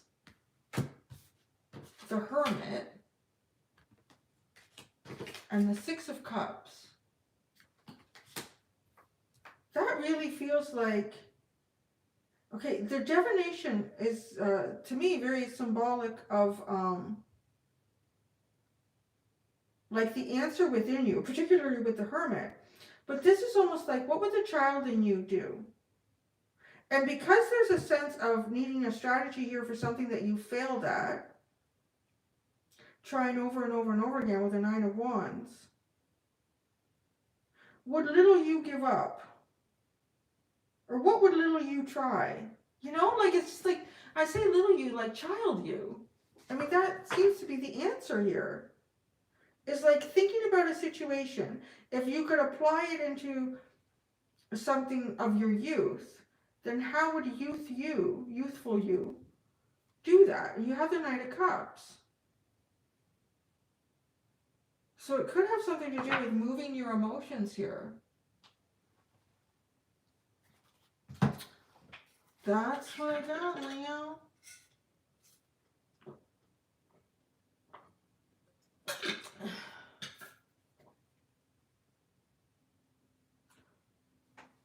Oh my God. You went from Etobicoke to living in a place with 200 people. That is really small. I thought my mom lives, there's like 1,200 people there. 200 people is small. Everybody gonna know your business. Oh, was it? Oh, good.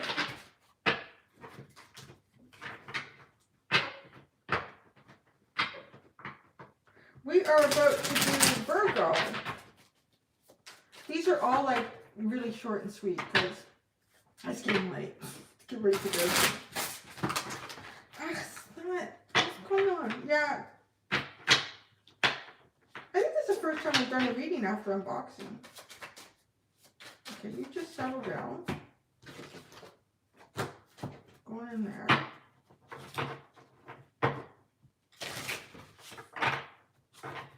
There's a sense though with Leo being like judge, jury, prosecutor, defense, and witness. It's almost as if perhaps whatever it is that you're going through is, hey Matthew, is difficult because you hold all these positions. Judge, jury, prosecutor, defense, and witness. You do that. Oh, Virgo! Virgo! Okay, Virgo gets the Mausoleum card.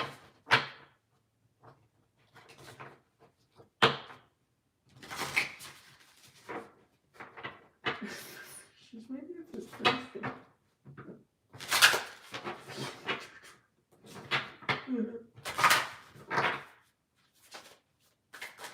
Oh yeah, sexy Virgo. See, look at this. Look at that. It's like the sexiest thing in the whole deck. She's a little skinny, but some people like that. She could use a sandwich or two, I think. All right. Oh, thank you, Allie. All right. Virgo. Virgo. Reveal. Angel of Visions. Ooh. I can't even remember what Virgo's reading was. Wasn't that today? Angel of Visions. Gabriel, Angel of Heralds. There's something coming in, I'll say that. Angel of Heralds and Angel of Vision. Something coming in. Some insight coming in for you, Virgo. Let's do a quick reveal.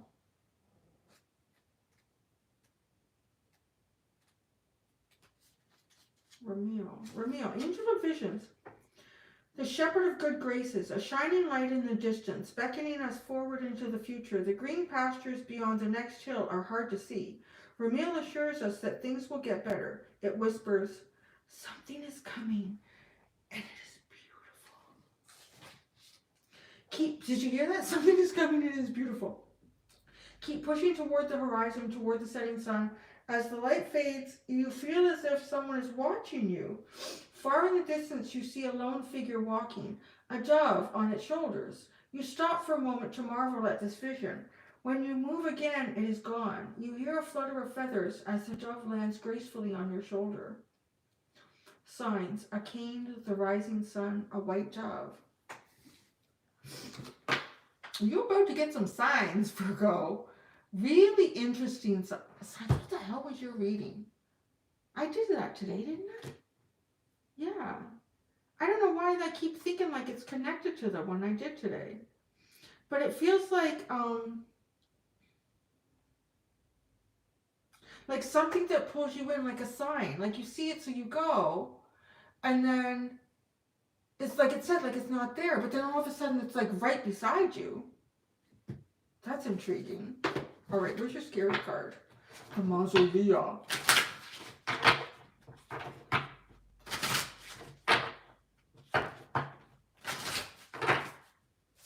The Mausolea card for Virgo. Herald. I'm just like the Angel of Herald, like change something coming in. A Poet of Avon. The Storyteller. Fame, stagnation, and pride. It just has that sense, I don't want to say a has-been, but no, it's almost like reaching your peak and then it's quiet. Like reaching your peak in something and then it's kind of quiet.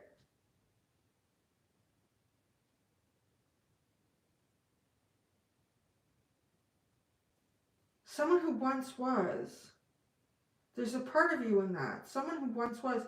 It could be what is coming towards you. It really is a sense like there's something, either a vision or literally like almost like something that pulls you in or intrigues you or you're drawn to it. Perhaps visually, because it's visions.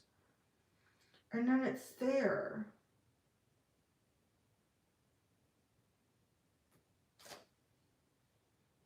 Abaddon, Overlord of the Abyss, Pestilence, Corruption, and Malice. Well, good Lord, these cards.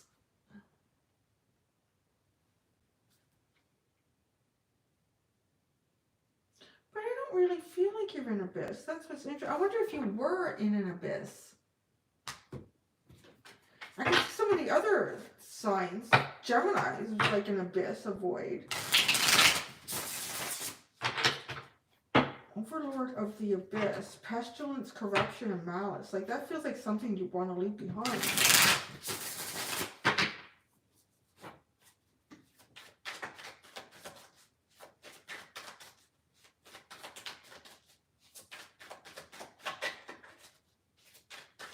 The sun is setting. Knight of Wands. The Hermit again. This Hermit is really getting around tonight, guys. The Seven of Swords. Wow, there's something.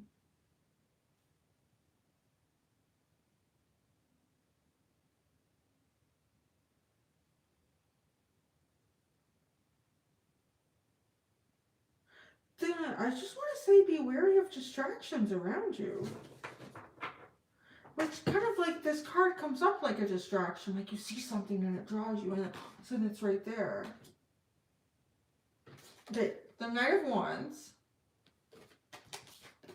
The Hermit. Again, the Hermit has come around quite a few times. And then the Seven of Swords. Look at this, going down a staircase with the books. Dropping a book, trying to hide information. Like there's a sense of that. Like,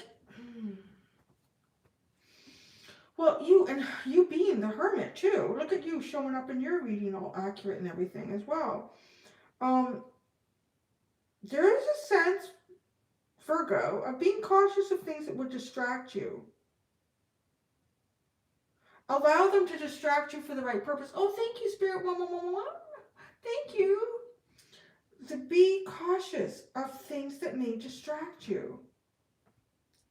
If they distract you, be aware of that. Like just, okay, this is starting to distract me. I feel like there's a reason to look at it though. But you should be taking the time to look at it when it's right for you. Like not when it's pulling you away from something else you should be concerned with. Ooh, look at that. The Strength card and the Three of Pentacles. Definitely distractions. Ace of Pentacles, Eight of Pentacles, Seven of Wands. This could be at work. Page of Wands. Yeah, there's a lot. Be very careful about how distracted you get. There's a need for focus. There's something new coming in for you. This Eight of Pentacles and the Eight of Pentacles. The Seven of Wands, it could be something that you were, like, that's highly competitive.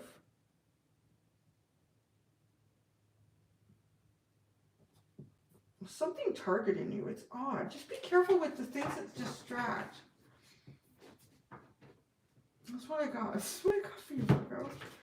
Watch how much distracting you right now. I'm hearing keep your eye on the prize, so that's interesting that I'm hearing that. Keep your eye on the prize. Watch what distracts you. There's perhaps an ulterior motive, corruption and malice in the distraction.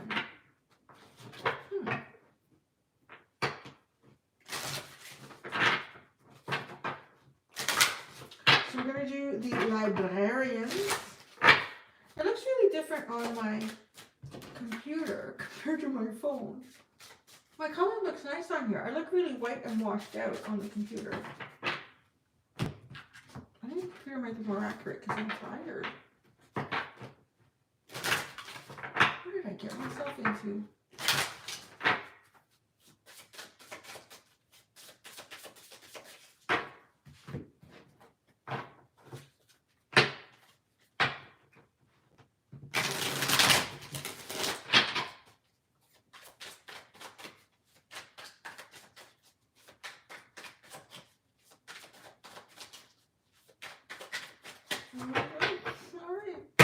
All right, we're going to do Libra.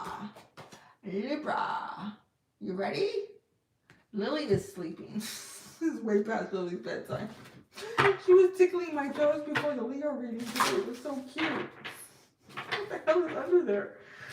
Her cold, wet beard. All right, Libra. A card from, what do we do? Oh, yeah, from the Angelarium. A card from the Angelarium. She is really due for a haircut. I was like, the spa was so backed up and her fur is so long and it's so hot. I just try to take her for walks when we can find shade. And I'm keeping the house really cool. That's too many. I'm not. Sorry. No. It's too late. Okay, that's acceptable. That's... Keter, the crown. Spirituality. Ooh, look at this. Ooh, I want to read this one. This sounds really neat. This almost feels like opening a gate. I guess, yeah, it would be kind of. Angel of Time. Ramp. Angel of Time. Keter, the crown, spirituality. Keter. Those are the angels. Keter, the first emanation. Wow, it's the first. The first utterance, the font of energy through which Ein Sof emanates into the universe. That almost reminds me of like the Big Bang, the essence of that. The crown sits above the head and embodies that which is beyond our comprehension. One must envision Keter not as an object that can be perceived, but as the light that is cast upon it. Keter's light is beyond knowability, a timeless expanse, which is interesting because you have Angel of Time as the underlying, a timeless expanse of pure consciousness. Only through respect for our own limitations do we begin to see the shadow of its nature. As the highest point on the tree, all continuums cascade downward from it. Keter stands in contrast to Malkuth, who rests at the very bottom of the tree.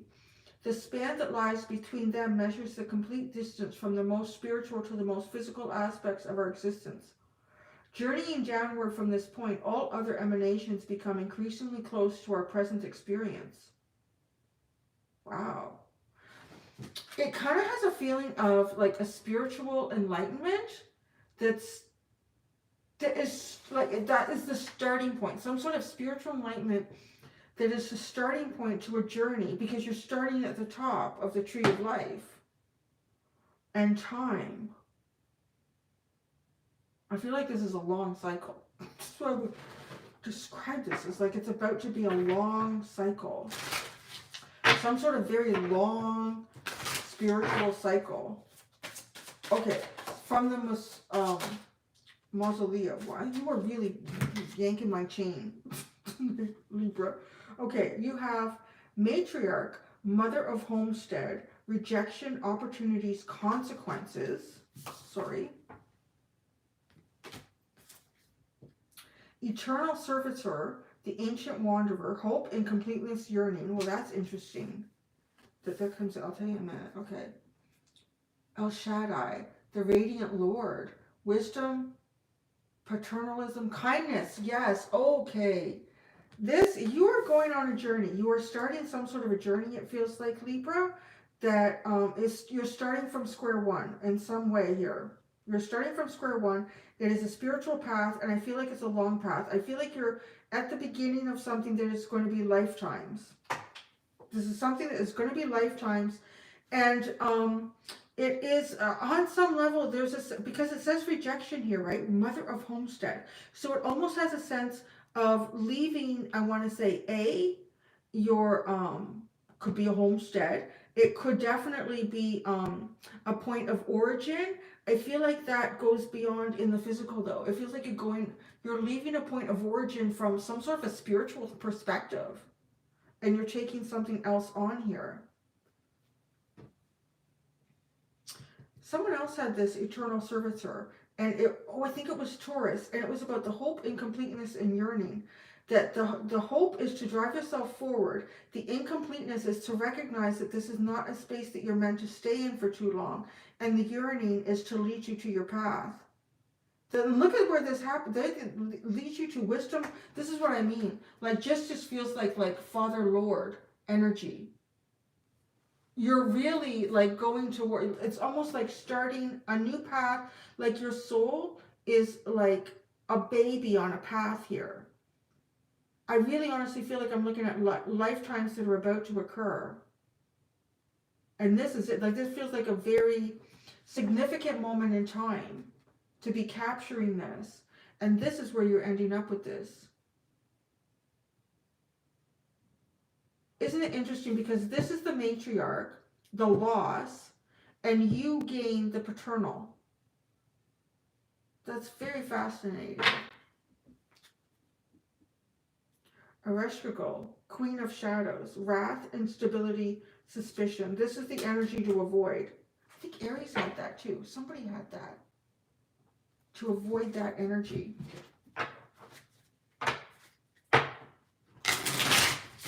This is a really spiritual one, this one. I think you were pushing for that. You're pushing cards out. You know what I'm going to do? I'm going to put a tarot card under each one of these. Everyone else is getting 3. The Crown, spirituality, Knight of Swords, get going. The way is clear. Like, there's something that's opening up here. You're about to take this path. You're leaving the motherland, the homestead, the maternal, to become the paternal. Matriarch, King of Cups. Wow, you're leaving like a very choppy. You're leaving something, but you're taking so much with you. Like, it's not to say that you're a baby soul. It's not that at all. It's your soul is starting off on a very new journey here. But yet you have a lot from past lifetimes and soul's journeys that are being utilized in this. Whatever happened with the matriarch, there's something here of the mother. It's so obvious. There's something here of the mother that it has excluded the patriarch. And you are to become that.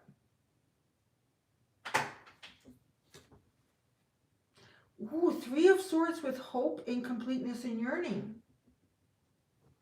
There's really, you feel this loss. You feel this,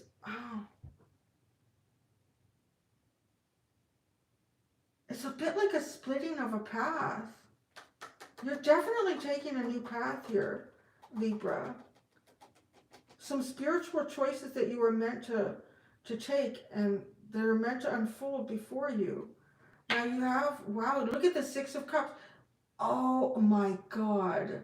This looks like the matriarch passing the cup to the young about to be patriarch. A cup is being passed to you.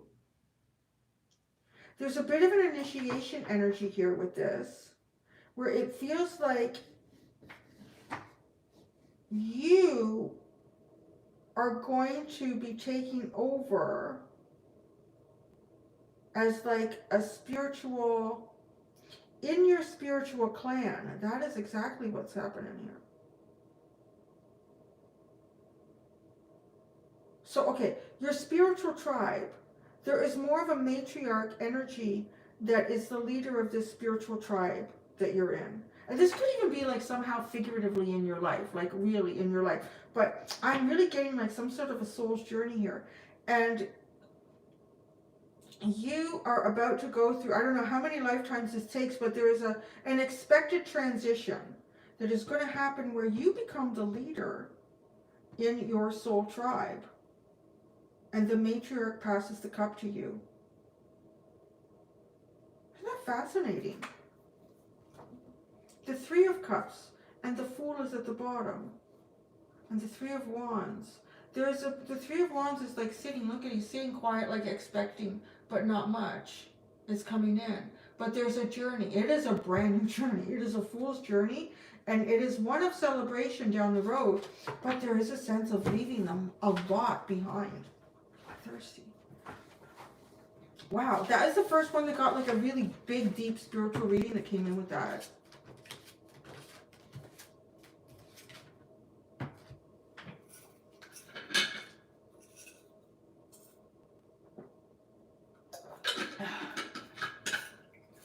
All right. Nobody else is allowed to push out that many cards, eh? For bed stream.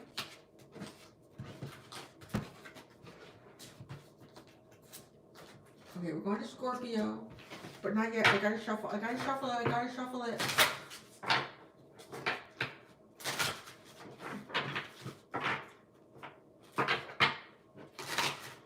So yeah, so I'm still getting something about that.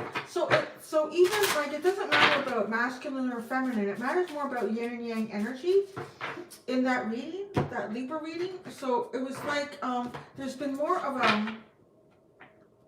It feels like the spiritual leader in your spiritual tribe, the spirit leader of your spiritual tribe, has been more of a nurturer. It's been more of a nurturing energy, more receptive to see what comes in and how things happen, where you're going to be changing that, and there's going to be a lot more sense of discovery and strategizing and creating paths.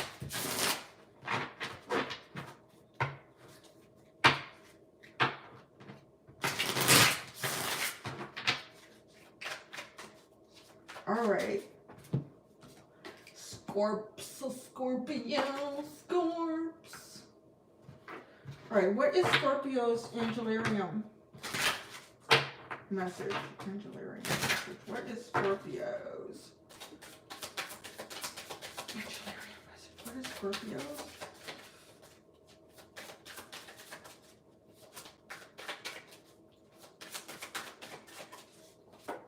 Oh, you got the null and emptiness too.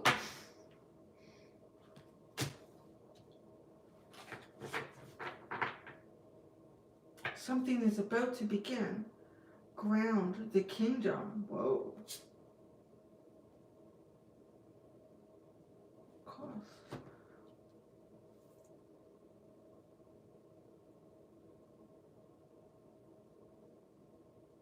The ground the kingdom is the most significant. Oh, thank you, Everlong. The ground the kingdom is the most significant because this null emptiness is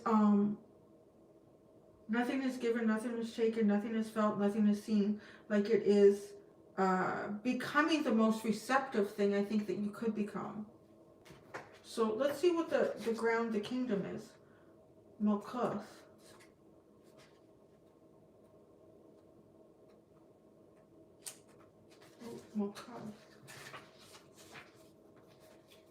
Ground the kingdom. Oh, the 10th and final. Get out of town. Look at this. And the crown sits right behind it, which is the first that we just talked about. So there's this 10th and the final. The physical world in which we live, the domain of mankind. Malkuth is an emanation of emanations, the culmination of the many aspects that form the tree of life. Everything from our bodies to the experiences we have in them to the world in which we exist is Malkuth. The infinite space that expands across the universe is a manifestation of her. At the feet of the tree, the ground stretches outward, forming a base. This is the space where Malkuth exists. She is beyond just being the lowest point. She is the foundation itself. Being the thing that we experience every moment in our lives, Malkuth contrasts clearly with Keter, whose existence is marked by its total unknowability. As with all things in this tree, one mirrors the other, forming a complete continuum through which we can understand the boundaries of existence. The earth, our bodies, and home. Whoa. You're about to ground something here, Scorpio. There's a void that's about to be filled, and it's a very physical filling of a void. This does not, I mean, not to say that it's not spiritual. Every part of your life really is spiritual because you're a spiritual being. But there's really a very, like, it feels like a completion of manifestation in the physical form. Like goes beyond an idea or a feeling or an intuition. This is something appearing in the physical for you. It might have something to do with home. It definitely feels like it's some sort of a path that will lead you, that you will be on for a while. This is a very grounded energy. Oh, what's your scary card? The Mausolea. You're going to be a bitch too, like Libra. All right, so Anubis, arbiter of truth, preservation, neutrality, and obligation. And then you have Set. I associate him with chaos because he's with chaos in the God and Titan deck. Prince of avarice, short-sightedness, ambition, and narcissism. Oh, that's interesting. And it wasn't sad. That's really intense, isn't it? There is a cautionary tale here. There is definitely a cautionary tale. There's a few signs getting cautionary tales tonight. Okay, this null, this emptiness, is an opportunity for rebirth. And this rebirth is going to be felt in the 3D, you know? So it's, but it's also based on the energy that you are gravitating towards, deciding to utilize. Try not to dip too deep into any shadow Scorpio energy, because the shadow Scorpio energy is kind of what I would getting a bit with this set. You know, it can be vengeful, it could be narcissistic, and I'm just saying that because it's showing up with Anubis, and he will measure the weight of your heart to get in through a gate, and you're sitting at a gate here, and it is a kingdom. So there's something good here, but there could be something that you may see, but try not to see it only through your perspective with the short-sightedness and the narcissism. Your ambition could blind you. Stay neutral. Your obligations. Fill this void with the right stuff. Fill this void with the right stuff.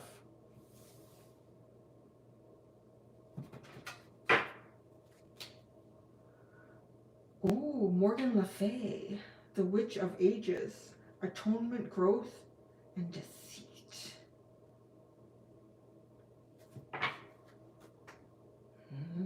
There's that sense of judgment too. Wasn't somebody was saying that Morgan Le Fay, she decided who was going to die and who was going to live? It's very but yeah, but it is, but like based on your heart. What kind of life will you create for yourself moving forward? Because you're gonna feel it. You're gonna feel this. This is like feeling the physical reality of what you create based on your ambition. Try not to be short-sighted here. This feels like a good timely one for someone. You know, right? Because we can get caught up in things and it's almost like to take you down for a second and say, hey, hey, hey. Just remember, you have the King of Pentacles, the Moon, and the Five of Pentacles.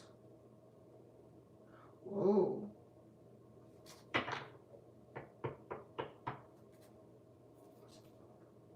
The Eight of Pentacles. This is something you are required to put the work in. There's a physical element here.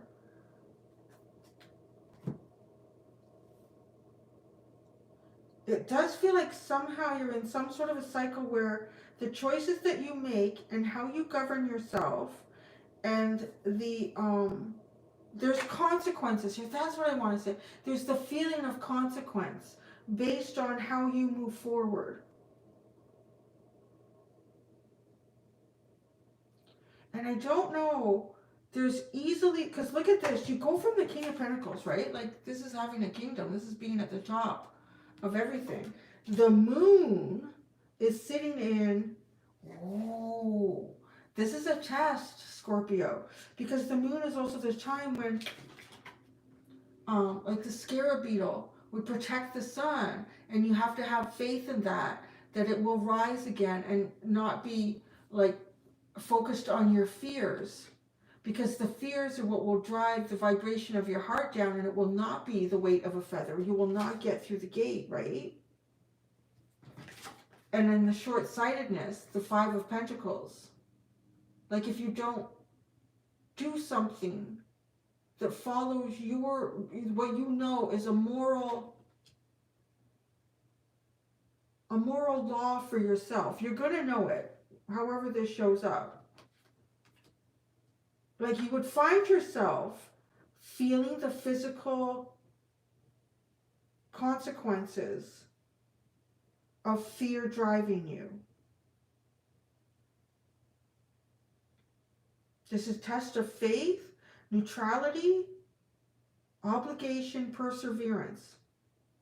And the caution in this is short-sightedness based on perhaps an ambition, but this is a physical ambition, right? We're talking about Pentacles, and I said, like kingdom, this is it. Like this is a physical, you're going to feel things, the physical reward or like boomerang here. So there, I feel like that came in at a good time for someone.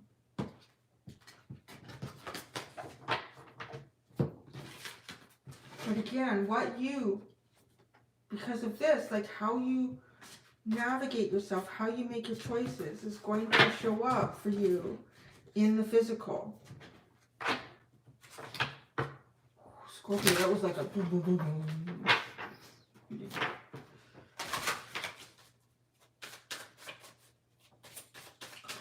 I was like, dum, dum, dum, dum. It's you back at the bottom.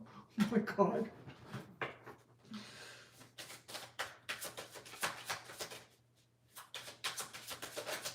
What did I miss? I have to go back and read this stuff. It's so tough not to expose her sickness right in front of the whole school. What the hell did I miss? There's some like gossip going on in there. This deck is already wanting to go the other way. So we're going to go to Sagittarius. Saggies.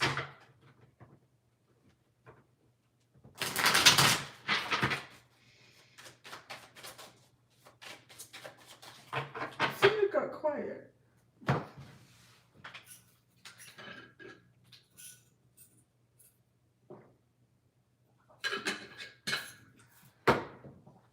Alright, Scorpio, you go back there. Think about things. Sagittarius. We're getting there. Okay, bedtime won't be too late. We'll be back later. Alright, Sagittarius. What is your message from the Angelarium? Sagittarius message from the Angelarium. Oracle emanations. Remph, Angel of Time. Ooh. Now that's interesting because that was the underline for Libra, and we didn't read it because there was so much. Angel of Rain is at the bottom. Wow. And emptiness is at the bottom. Angel of Rain, then you get emptiness and knowledge and memory. Wow, there's like a purge of emotions. Look at that. Like it all coming out of the face like a faucet. That almost feels like cry it out. Oh, sorry, just spit it out till there's nothing left inside. This is like a week of angry crying, pouring it out, pouring it out, pouring it all out. And it almost like it comes out of the mouth too. It almost as if like just speaking it. Every piece of pain that you feel, verbalizing it and it coming out. Until there's nothing, there's nothing left of it. It's gone. It's a void. And this is so beautifully intriguing. You have knowledge and memory. It's like purging some sort of pain that's blocking your spiritual knowing. Till there's nothing there, like till you feel nothing. It really isn't odd. Like I've never experienced anything like this, but because it's the emptiness, it's null and void, but there's peace. And look at after the memory and knowledge comes silence.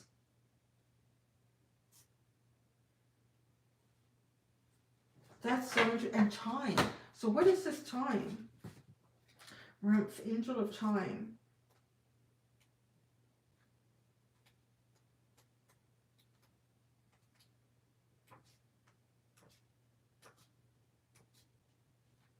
Angel of Time, eternally vigilant and forever burning. Remph is the movement through space measured out with deft precision. Our footsteps upon the earth mark its passing, for we are all bound to time. One by one, we tick and talk, and every life is counted, even as those lives pass. We are all sand and seconds and moments, all fleeting. Fire burns until it doesn't. Lives are lived until they aren't. Dreams are dreamt until we wake. Remph stands by all of this, counting. What better unit of measure than the souls that pass through the tree of life into Angelarium? Remph walks between the pillars of past and present, turning every corner and every second. Remph's movements can be seen in our own as a fulcrum between moments. A clock, a torch, a wave. It almost has the sense like something is about to happen. Something is either about to begin or something is either about to come to an end. Or both. Wow, the tarot is going to be interesting on this one. But first, now you get your Mausolea card. Killing me. Danu, Mother of Creation. Motherhood, ferocity, and creation. Dawn, the Red Shepherd. Just reward. Evaluation and respite. That respite word has been coming around so many times. I think this, what I want to say too about the fire burning, and it's interesting because Sagittarius being a fire sign, and all this water. There's too much of something in there that needs to be purged. Cool.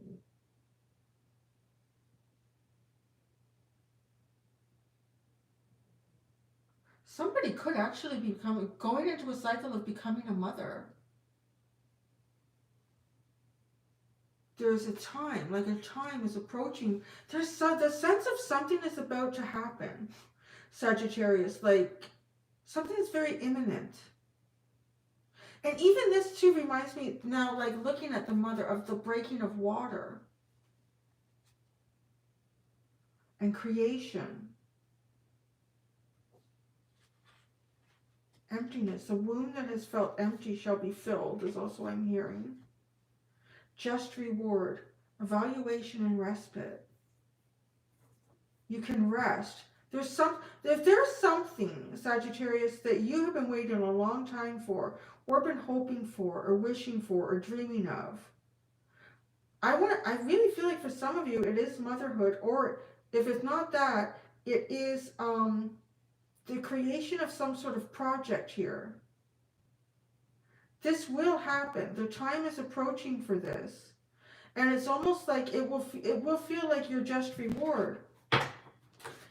And in some ways, like almost like you can relax now that it's happened. Nyx, enchantress of night, secrets, vigilance, subterfuge. If there is a secret that has been hidden, I feel like there's a lot of secrets within you that need to be purged. And I don't feel like these secrets need to be told to anyone, but I feel like you need to verbalize them in an angry, ugly cry. Odd message. Interesting. I don't even look at the comments, see if anyone is like, oh, no.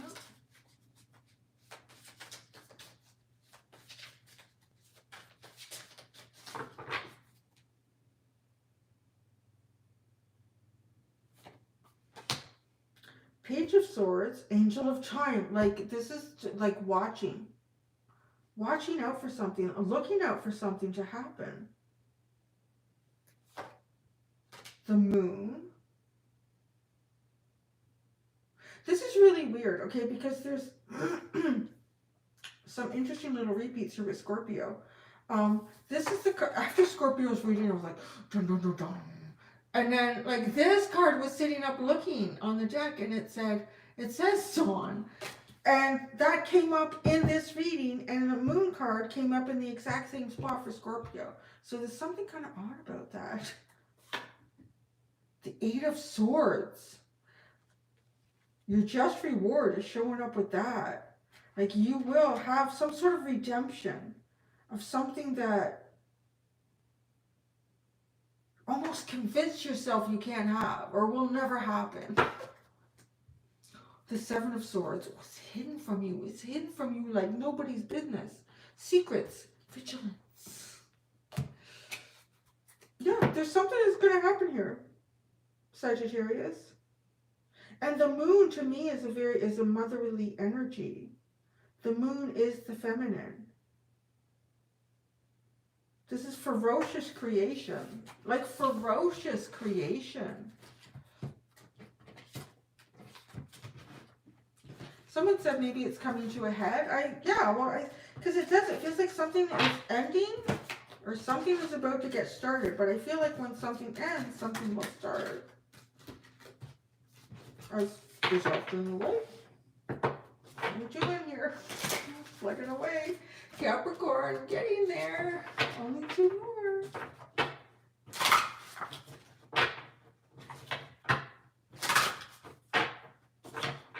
don't have to make my son lunch tomorrow morning, so that's not so bad.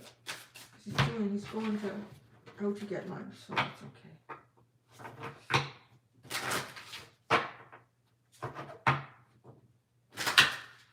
Yes, that was the death and rebirth of Scorpio. And it's like a real caution about your next rebirth. You will feel the consequences. They could be good consequences, they could be bad consequences. But you're going to feel these.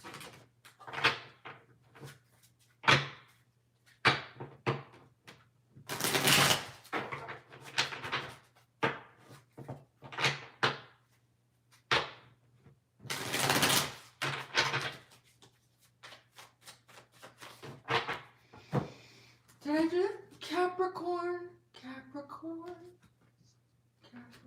All right, Capricorn. What is your Angelarium card from the Oracle of Emanation?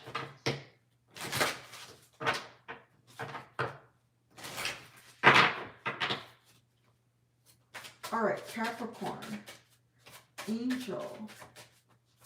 Angelarium. Maybe you are an angel, Capricorn.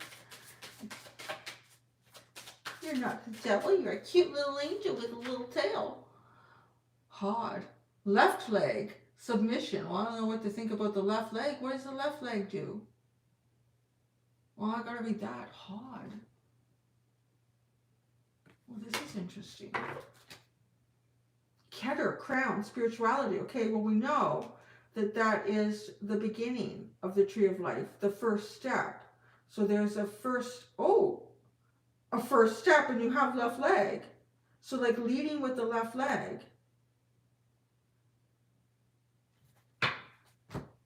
What is this? Yeah, this one. Hard.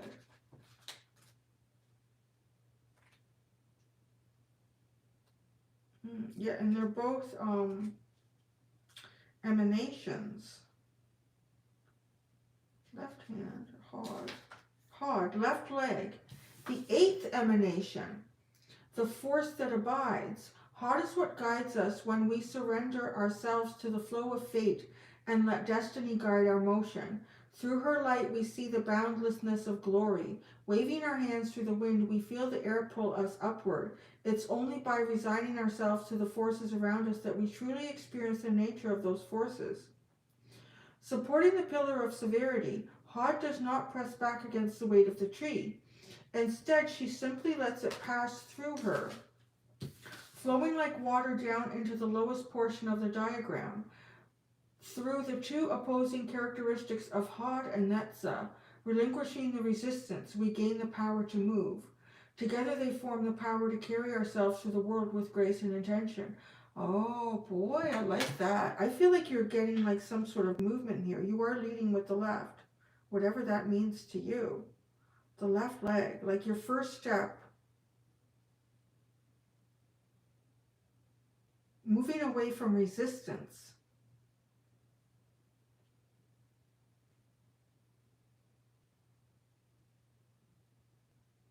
It feels like you're closing, well, it feels like you're walking towards closing off a cycle because you're at the 8th and there's 10.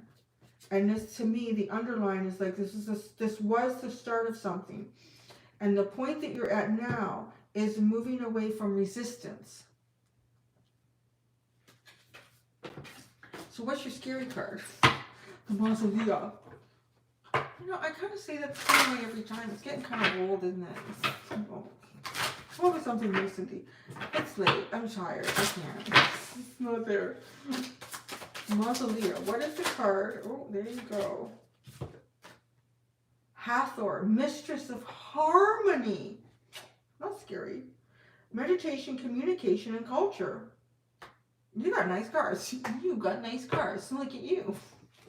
Yeah, you're jealous. That's all. You have good cards. You are moving away from resistance, and you are moving towards harmony. So nice. This is beautiful. This is like meditation, so peace, tranquility, insight, vision, communication, being able to speak and move freely, and culture. I think there's a sense of sophistication with that. There's a sense of sophistication with that one there. Capricorn. Look at the thinker, the father of knowledge at the bottom. Knowledge, instruction, and reinvention. Well, don't you just have all the best cards tonight, Capricorn? You do. But it's been a long time coming. With this being the first step, and you're at step number 8. So you deserve it, even if I'm jealous. You deserve it.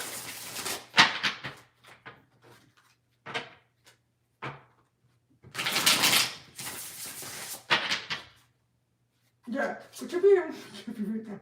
They got the best ones. But you know what? They don't have an easy path. The corner of an easy path. Not that any of us do, but it should be the...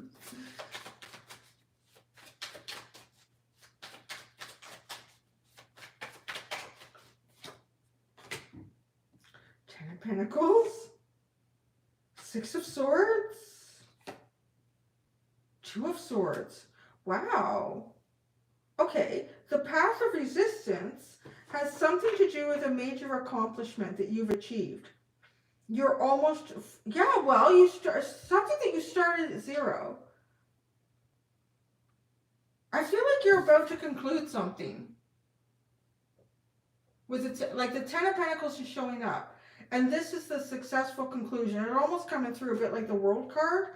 Like, you can't make this any bigger than what it is. But you started this a long time ago. And the point that you're in this right now is moving away from resistance. And all the energy you're moving through is just wonderful and grand. You've got the Six of Swords.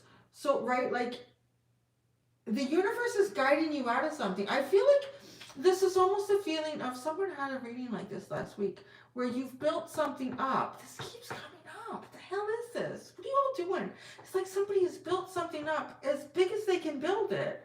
And there's almost a feeling of being trapped within what you've created, because there's nowhere for you to grow in it anymore. There's nowhere for you to move and expand. And maybe like even that shows up as the resistance, but you are moving beyond that, because you have the Six of Swords. So you're moving beyond that. But the Two of Swords, which feels like it would be taking you to step 9, which I don't know what that is. Maybe that's the right leg. What is step 9? Let's just look at that. Well, you have the Four of Cups there. This guy, he's like done everything but find love, I heard, so I don't know. What is it? Oh, step 9. What is 9? We're all learning about the Tree of Life here. And hard. Okay, what comes after hard? Yesod. The root, connection, the ninth emanation, the foundation that supports the world and forms the gateway between the spiritual and the physical. Yesod is the medium through which we experience the Tree of Life. Upon his shoulders rests the sky, and all that lies beyond it runs through his fingers. Yeah, see? You're moving away from the Ten of Pentacles, which is the physical. So you're almost going to figure out a way to join your physical and your spiritual worlds together, but you won't know how quite yet with the Two of Swords. We stand at the doorway and peer through, seeking answers to our nature. As a single column again, the flow of energy through the tree only moves downward. Yesod is the last stop before moving into the fully physical realm. He is the looking glass through which we examine ourselves. The 10th, well, no, can't know about the 10th yet. But then that says the physical. It feels like, though, that you've accomplished something in the physical already. And you're moving more into the spiritual. Maybe you're moving backwards. Maybe you started at 10. You're going to work your way up to 1. That's not so great. So yeah, I got to go quick. These are short and sweet. Just enough to make you go, what is this about?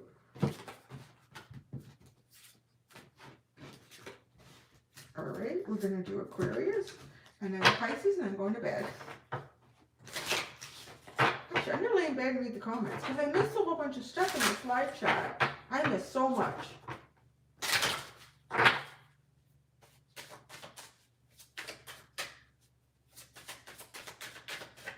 I would say on some level the answer is through Capricorn.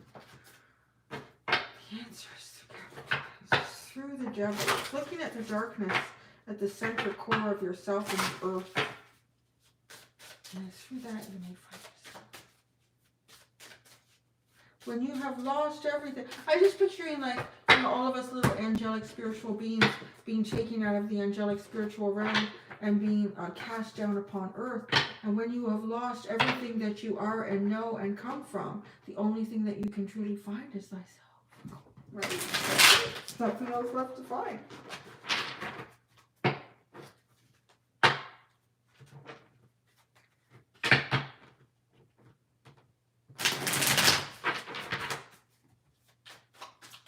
Oh, did someone give a donation that I missed there? Oh, thank you. We are out here effect. Thank you. Oh, move Capricorn. Aquarius. That's going to be interesting.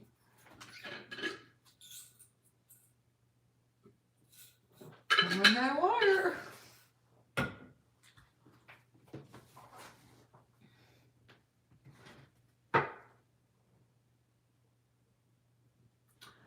don't know this light. Lots of vitamins. All right, Aquarius. What is your angelarium from the Oracle of Emanations? What is your angelarium from the Oracle of Emanations? I'm starting to get this deck now. I can see the more I work with it, the more I'm going to understand it. Raziel, Angel of Mysteries. We haven't read him yet. He's come up as underlines for, I think, 1 or 2. Mysteries. Left-hand judgment. Oh, Lordy. That guy. Okay. The mystery of judgment. A path of unknown. Raziel. This is on the tree.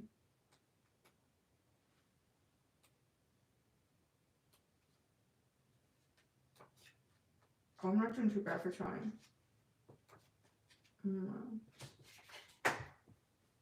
Okay. Raziel, Angel of Mysteries. The keeper, the speaker of truth. All knowledge is pressed within the binding of his book. Raziel stands at the foot of the tree of life and observes all of creation, even the diligent witness, ever the diligent witness, forever transcribing the whole of creation. The book is passed to Enoch through his journey into the tree of life. There are some things we simply cannot know. Such is the precious narrative of life. We can know the parts of the play, but not the story's end. Secrets and hidden endings keep the performance alight and dancing through the universe. Raziel, wrapped on high, our ever-present observer. We dream and feel Raziel's book of mysteries. Our breath turns its page. Exhale.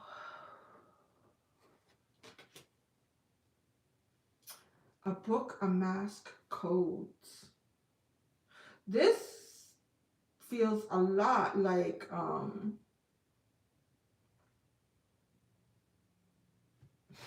my god, it's like, what the hell is it called? You know, the book in outer space with all the history of what has been, what is, and what will be. You know what I'm talking about. Thank you, Everlong. You know what that shit is? The come on, help me out here, it's getting late. Akashic, thank you. The Akashic Records. It has a feeling of Akashic Records. Judgment. This left hand. There is a judgment to be cast here. But it feels like you're almost like he's waiting for you to do things to put it in the Akashic Records. And yeah, it's funny that you say on Pisces, it wasn't the Pisces that had something about giving information into the Akashic. I did a reading on that. And this is a little bit like that, but it's almost like, but this is like something that you are engaged in your life, or you're about to be engaged in, and how you will play your part in that is about to be written.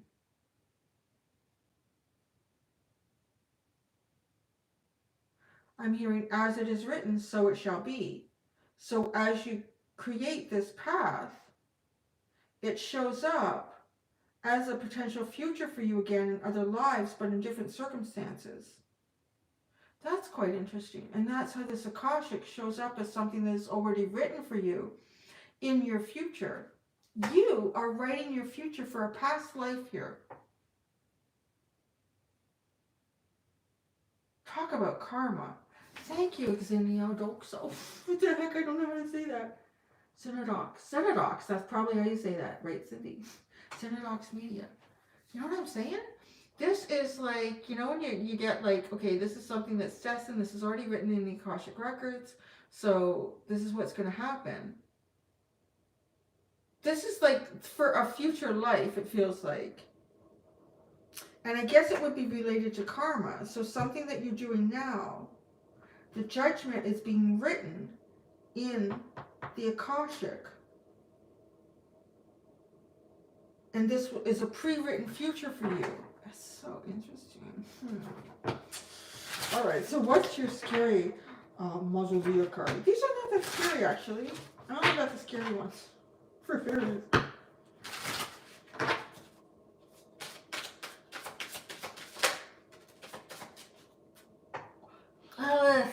got Lilith. Thief of life, hunger, animalism, instinct. Ooh, baby. We need to read this one. I feel like this is important for you because I feel like this is affecting past lives, or it will. Oh, this is the right book. Are these in alphabetical? No, because there's Lady of Math. What order is this in? How do I know? Oh, there she is. Oh, no, yeah, that makes sense. Okay, wasn't a creature who has inspired multiple legends across a number of domains and cultures. She pays no attention to border or boundary, consuming any lost soul that wanders across her path in her insatiable hunger. Lilith is the principle of bottomless appetite, that which consumes without nourishment or purpose, and is never satiated. Where Lilith appears, examine your desires with an honest eye. Would achieving them truly feed you, or are you following an instinct without understanding what it serves? This is a very, very important... Oh, thank you, Leslie. This is a very important point, I know, Aquarius. Because, right, like you are writing something in the Akashic Records. It's being recorded for you and how you react to something.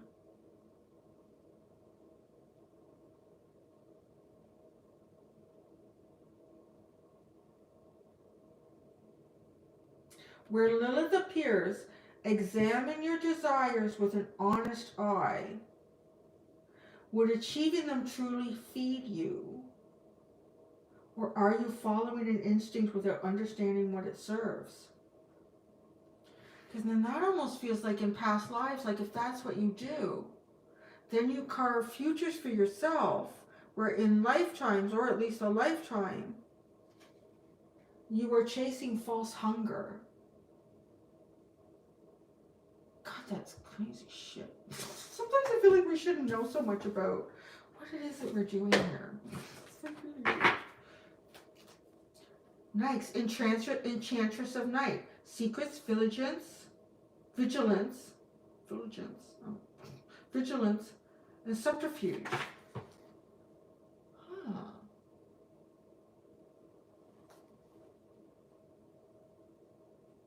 Feed your soul. I would say that is the most important thing for you right now, Aquarius, is to feed your soul. Do not feed your lower natures. Do not, yeah, pretty much. Don't feed your lower natures, and feed your soul. Make choices for your soul, even if that means you need to go past your lower natures, your instincts. You want to elevate.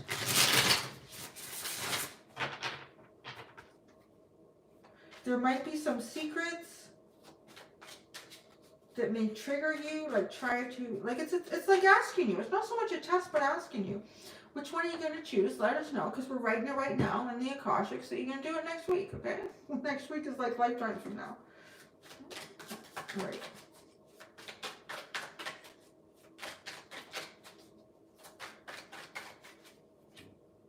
The World. Ooh. How did you complete this cycle? It's because it's going to have something to look at this, like an observation here. The Page of Swords, and the Emperor.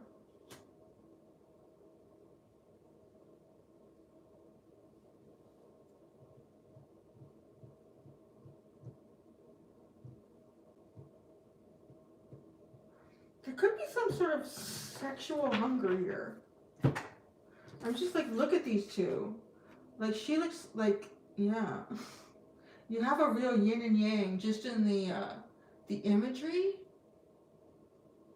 And then what sits between them is observation, is watching.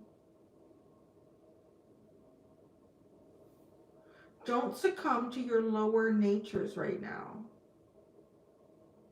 How you conclude this cycle is, I've said this before, this has come up a lot of different times in readings, but literally the energy that you utilize to conclude a cycle is the energy that you pay forward for yourself here.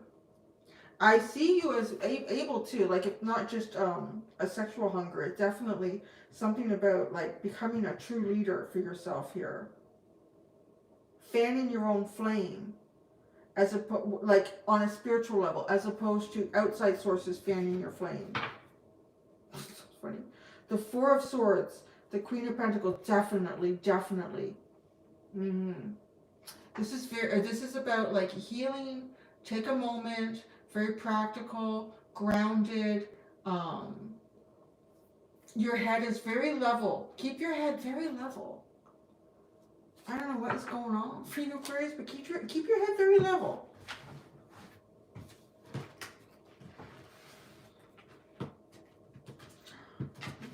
Going to Pisces, and then we're going to bed, guys. We're gonna go to bed. Short.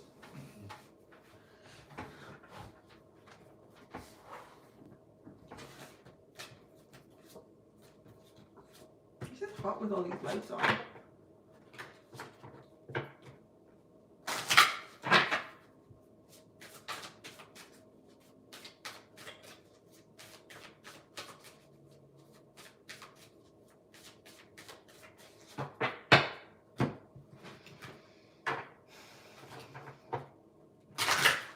I've been working all day. Well, now I take a nap. I often, when I finish at my son's school lunch morning, I come home and have a nap with Lily.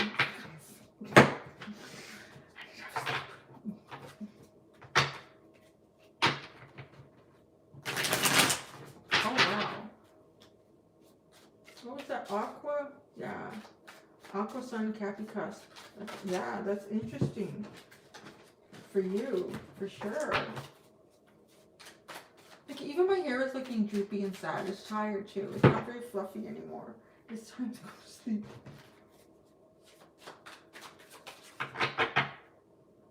Yes, Lily is still on a diet. Lily and Mommy are still on a diet.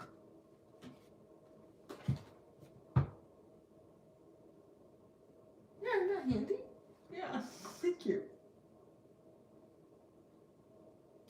Pisces, Pisces, my watery friends.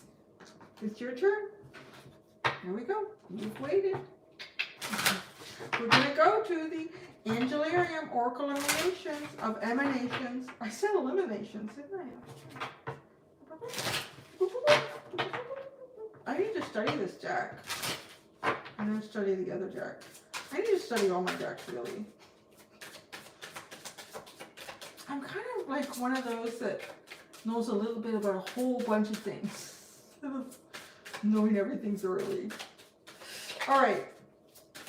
Pisces. Angelarium.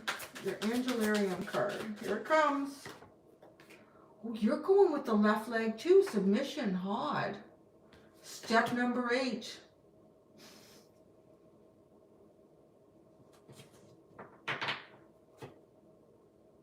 Rumph, Angel of Time.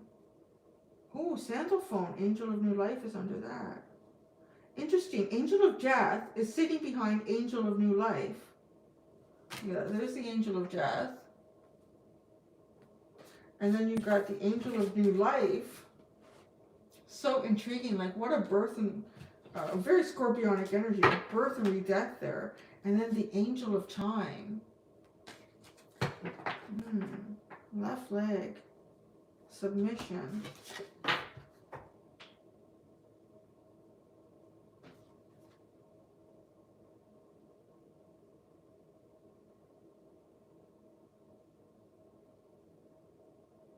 You have 2 steps left to go, which makes sense because step 8, there's 10 on the Tree of Life. And just showing she's holding her hand is like this. 2 fingers showing. You have 2 more steps left in some sort of cycle completion here. In a death and rebirth cycle. I feel like you're about to have like the rebirth. But I feel like the actual cycle of healing that exists between the death and the rebirth is what you're on step 8 of. What's this? The Mausolea card. Yeah.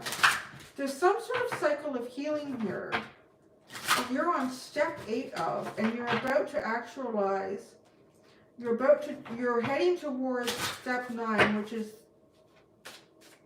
bringing together the spiritual and the physical.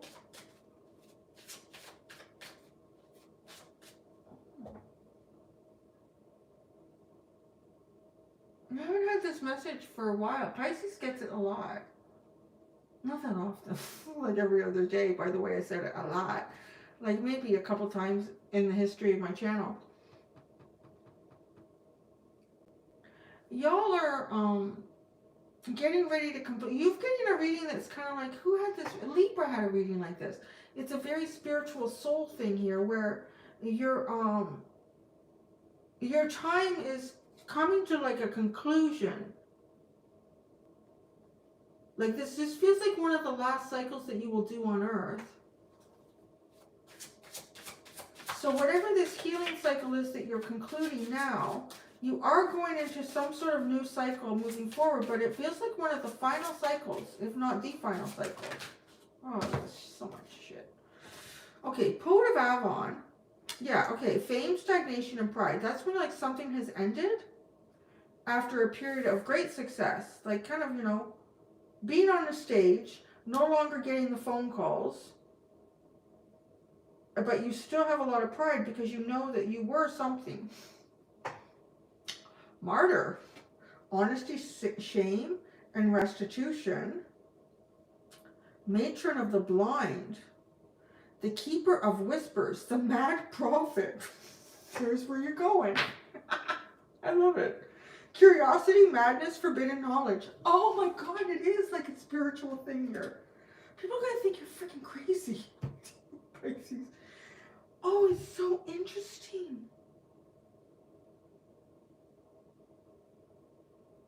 But they're crazy. They're crazy. I'm serious, Pisces. Because this is forbidden knowledge. You're about to become the mad prophet. The matron of the blind. Like you can see things that nobody else is going to see, man. You know why they're going to think you're crazy? They already do. Good for them, right? Because honesty and shame. You see this. You see it so clearly. You're going to. If you don't now, you can see it so clearly. But yeah, say, okay, I get the fame and stagnation and pride. This is a very three-dimensional thing. This is a very ego-based accomplishment where you are moving into the mad prophet. Let's read this. I love this guy. I don't know what the hell the story's going to say, but I think he's the bomb. The prince, the forgotten adversary, sorrow, lost valor, serendipity. Who the F are you?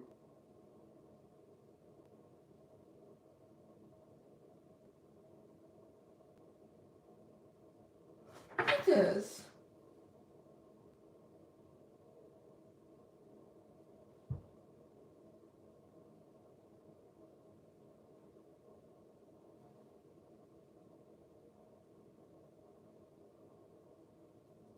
It's like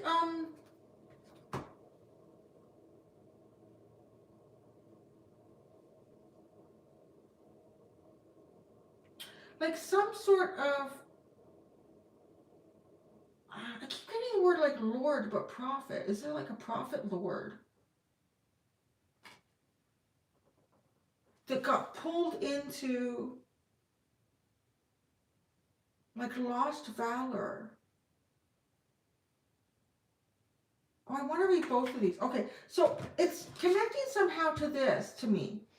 Almost as if like getting pulled off of a path that was not really truly of Luke, of your real valor, your real value here. Getting pulled from a spiritual path into an ego-based path that almost like puts your spiritual part of you to shame a bit. But that's rising up here. Because the way to fit in and move without question is to be very three-dimensional, very you know, following society, following the rules, all the governance of that. Don't say you ever saw Bigfoot or a spaceship. You know, like, it's just like, don't get woo-woo on us here. Oh, you're going on woo-woo. What's going on with you, Pisces? No, but you're walking away from that. You're like, whatever. No, I know, because you know the matron of the blind. Oh, I almost want to sit and look at this reading later. Okay, the Mad Prophet. This is where you're going, Pisces. You saved the best reading for the last. The Mad Prophet. No, this isn't in order. Wait a second. Where's the Mad Prophet? The Kingdom of Hades. These all have different symbols.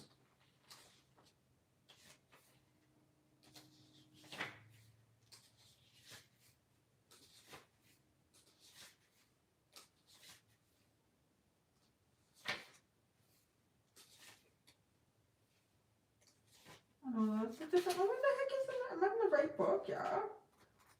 Okay, let's start the beginning. The Maestro. Hades. Sure. Mother of God. Mother of God. Northern Phrase. The Dawn. The Prince. What the hell? Lilith?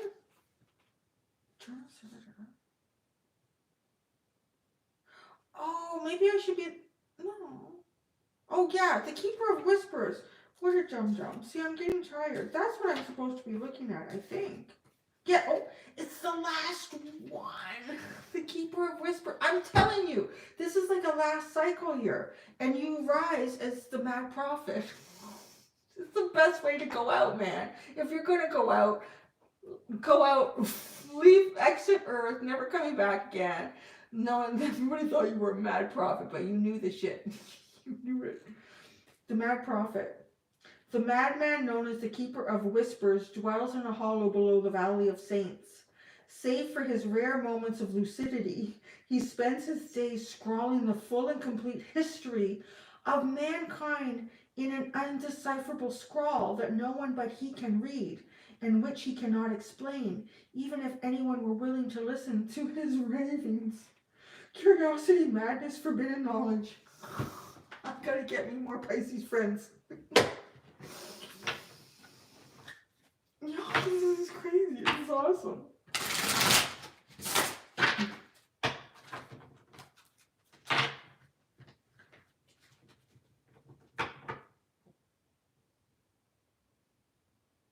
The only people that will understand this are the blind. And I mean the blind are the people that have no preconceived notions about anything. They just walk, not empty. These people are not like empty sponge vessels that will just take on anything. There's a sense of, this is where the restitution comes from. There will be a group that truly see this, that understand you.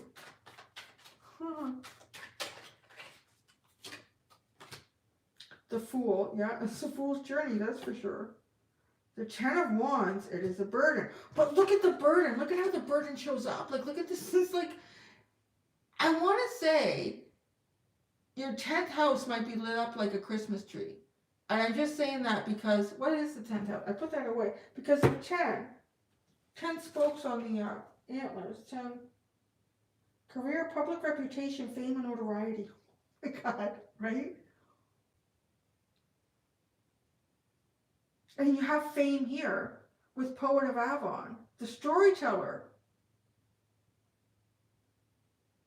You might even write stories that people don't fully understand. Not the majority won't get it, but there's going to be some people that get these stories. And it is lit up. Like you know the burden story of humanity here. This is crazy. And then the Ace of Swords. Oh, it's pretty true. It's all pretty bloody true.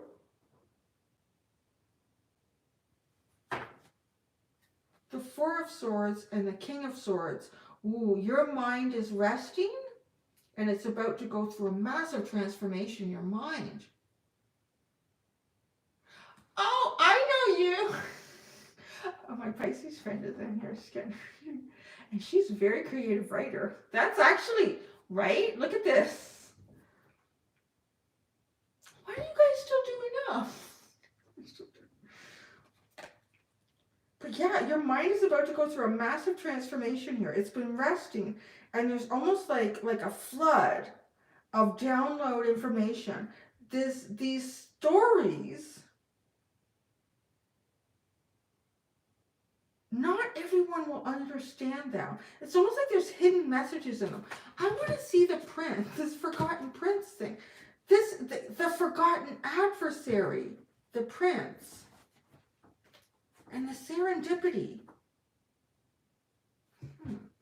Maybe that's where people find the connection. Maybe you're going to write for the blind too, like Braille. I don't know. That would be interesting. The forgotten adversary.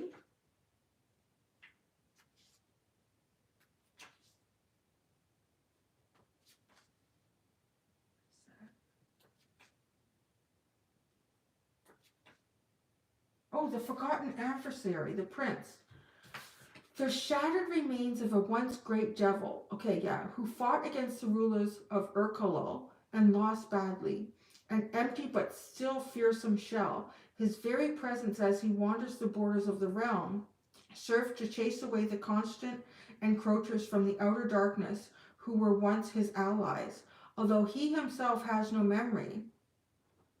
The prince reminds us that to dwell in disgrace, sorrow, and loss has an impact on the world around us. Sometimes unlooked for benefits, and sometimes ironic self-sabotage. Sorrow, loss, valor, and serendipity. Wow. It does feel like your soul has had a very precarious path. Very precarious. But it's almost, I almost feel like there's some sense of understanding humanity on a deep level here. And there's like this whisperer guy recording this somehow. And it is recording the story of humanity in many different ways. But it is actually like a soul retrieval recollection. Almost like a final download before you go to the next galaxy or universe. In the next lifetime. It's getting late. I'm going to shut this down. I did all the signs and I'm done. I started with Aries and I just ended with Pisces. It's very late. We got to get ready for bed. It's a school day tomorrow. And I got everything. I usually like to do chit chats, but what did you think that Pisces one was cool?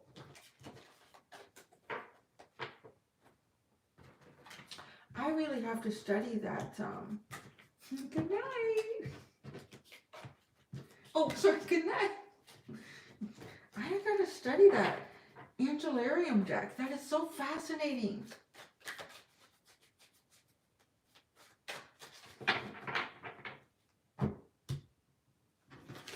So, y'all, go to bed or get up and go to work, wherever it is where you are. And this was fun. I should do it on Friday nights, but I just had the decks now and I wanted to do them, so... Yeah, good night, everybody. Thank you for stopping by. Thank you for being patient with me. Kind of struggling with these new decks because they were a lot more in depth than I anticipated. I thought that's going to be easy. No, right? My goodness. So thank you, everybody, for coming in. Thank you for participating. Thank you for sharing your energy. Thank you for your donations. Thank you for your silence if you wanted to just sit in silence and observe. But I should. Thank you for sharing your energy. So have a wonderful night, day, afternoon, and all that stuff. Oh, and oh, thank you so much, Everlong. You're so sweet. So Everlong is going to post the timestamps for us.